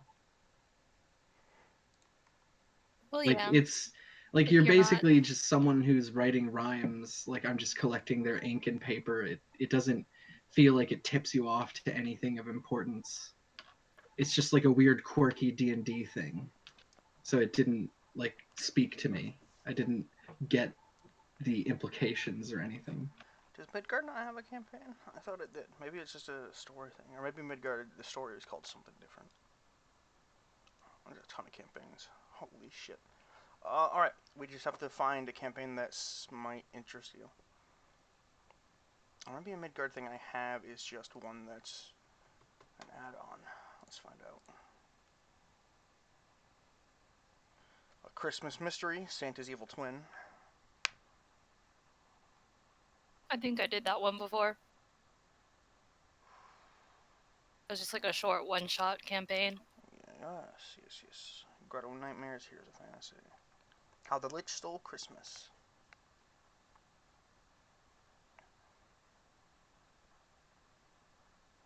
Oh my god, there's too many of these to fucking... Can I just search Midgard? Nope, I don't have any Midgard ones. Maybe there's no official campaign of it. Maybe it's just a compendium. That makes sense. Yeah, so we'd have to just find something that seemingly interests both of y'all. What? Well, isn't there names for like the ghost rider, whatever? Like the all the things in like their backstory? Like Sure, but shouldn't there's... wouldn't those be keywords for stuff? Well, You said you can't find Midgard stuff. I meant like a campaign module. Yeah, I meant yeah, that's what I was saying. Like maybe those would be better keywords than Midgard. I don't know. Well, they wouldn't call on night skull death. No, I didn't mean like the name of my class. I mean the stuff in my class's background. I get what you're Like saying, but like there's no compendium I have that has those. that's weird. I mean, I have a Okay. compendium. I don't have. There's no campaign that's that. So it's either a campaign that's... I mean, to be fair, I could just look up the fucking look up the thing in the marketplace and see that way. I Well, suppose. you had to pay for every single one of these individual things. Yeah, God. my account's probably worth fucking well over $1,000. Has to be. Holy fuck. That's okay. World of Warcraft account, mine is probably worth like $3,600. Community nope, tools compendium. Dragons. Where is it? All right, it's called officially The Midgard Heroes Handbook by Cobalt Press. Oh, that's it. I will now look to see if there's a campaign to go with it.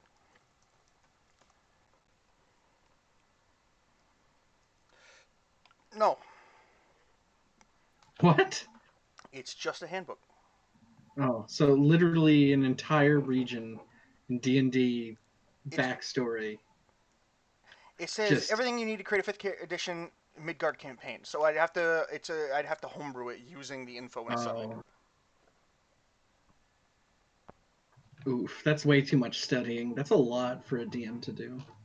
That's like the normal, I guess, but that sounds like a lot. It takes a long time to build a campaign, usually months on end to fully build one from the ground up, and then sessions can last years, yeah, because the DM constantly works on it. Now, I have done that before, but because I run so many campaigns, I can't fully fucking... I don't have enough time to fucking build something months and months on end.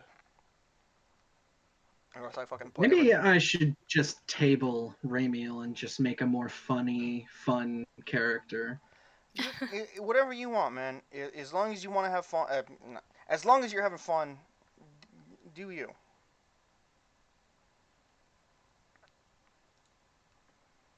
Yeah. You can make a Could new say character. Ramiel. You could bring Ramiel over. It's all up to you, man. As long as you're having fun. He could go on his own path, and then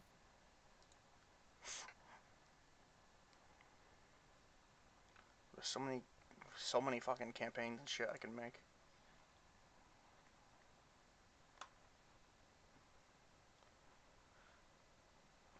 I'll give you some things of what I see right now, and you can say if any of these fucking interest you.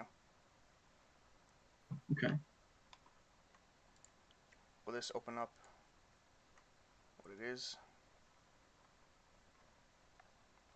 No, of course it won't. Fuck off. Fuck you. Alright. I'll just have to go through them one by one.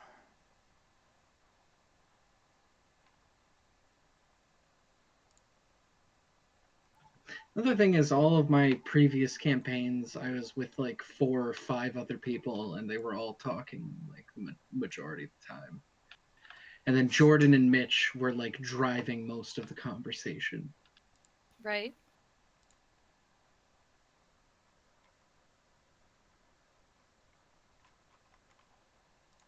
I wish I can just... Maybe I can just hit browse. I have so much shit that it's really hard to fucking dig through things one by one, if you get what I'm saying.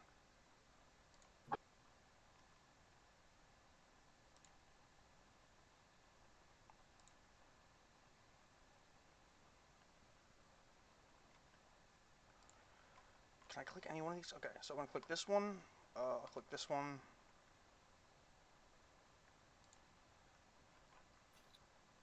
So this one is more Greek and Roman. I'm pretty sure. Let's Yeah, see what Greek and Roman. It's what it looks like. I mean, it's called Mythic Odysseys of Theros. Theros? So maybe I'll read the description. Yeah, that's What? I know what that is. You do? Yeah, anything that's in like magic, like I know. Oh. Well, you know more about me. Oh yeah, it's Dungeons & Dragons based on Magic the Gathering World of Theros. Yeah, so Theros is where stuff like the Return Drifter comes from.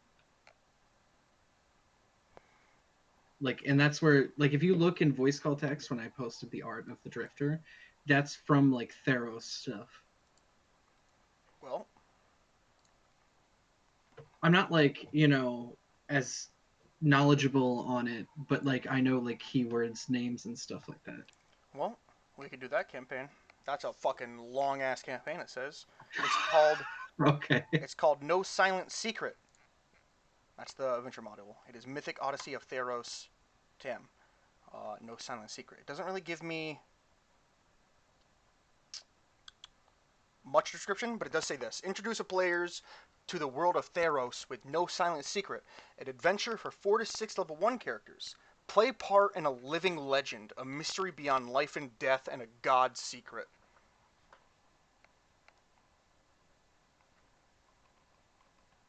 Say that again? Okay. Introduce your players to the world of Theros, whatever, with No Silent Secret, an adventure for 4 to 6 first level characters. Play part in a living legend, a mystery beyond life and death, and a god's secret. That's intriguing, the way it's described. All right, let's find out some of the other ones.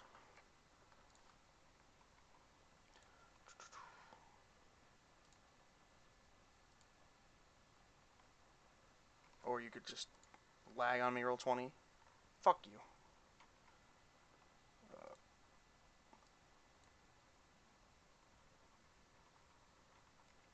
Can I sort by 5e? Because that would have fucking really helped.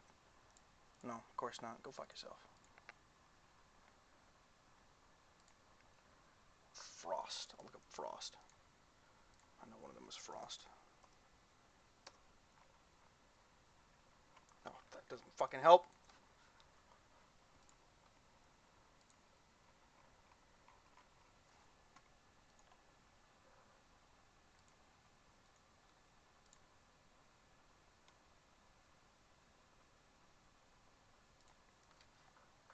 Frost Rhyme. All right, there we go.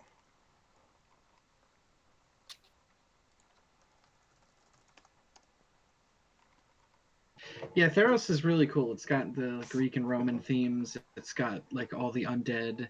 It has the god of death. I'm trying to remember what his name was. This one is called Frostwind Dale. Icewind Dale. Frost Maiden.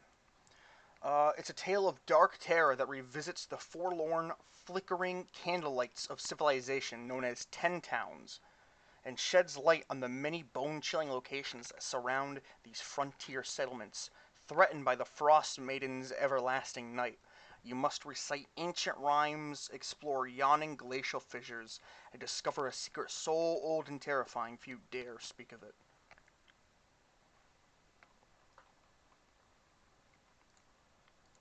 I could probably just send a link and you can look at it too.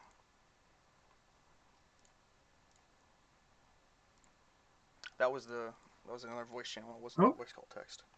oh, you had another power blip? No, I was trying to click voice call text and I click undesirables anyway. No. Oh.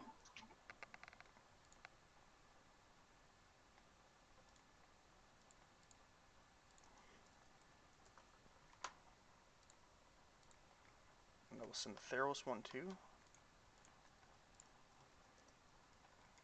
These are just really long ones I have. I have tons of smaller ones. Oh wow. What Big Rick? Oh. What? Jesus Christ. I have that. What did you? What? Yeah, I have that. No, I thought I saw Big Dick Energy, and I was like, what? Oh, Big Rick. And then I realized it was the Rick and Morty campaign. Cringe.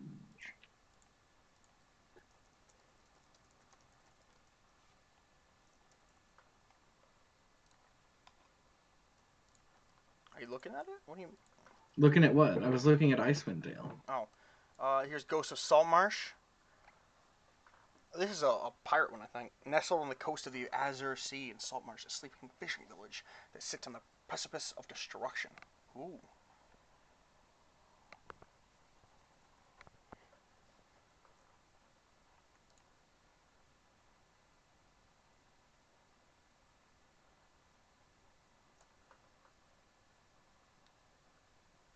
I just realized that there's a card called in MTG called Army of Allah,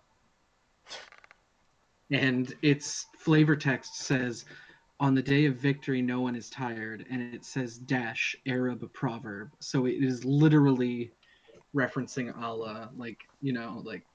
Yes, I got you. Why is that an MTG card? All right, and that's where I'm going to end the recording. Okay. Kevin says Allahu Akbar.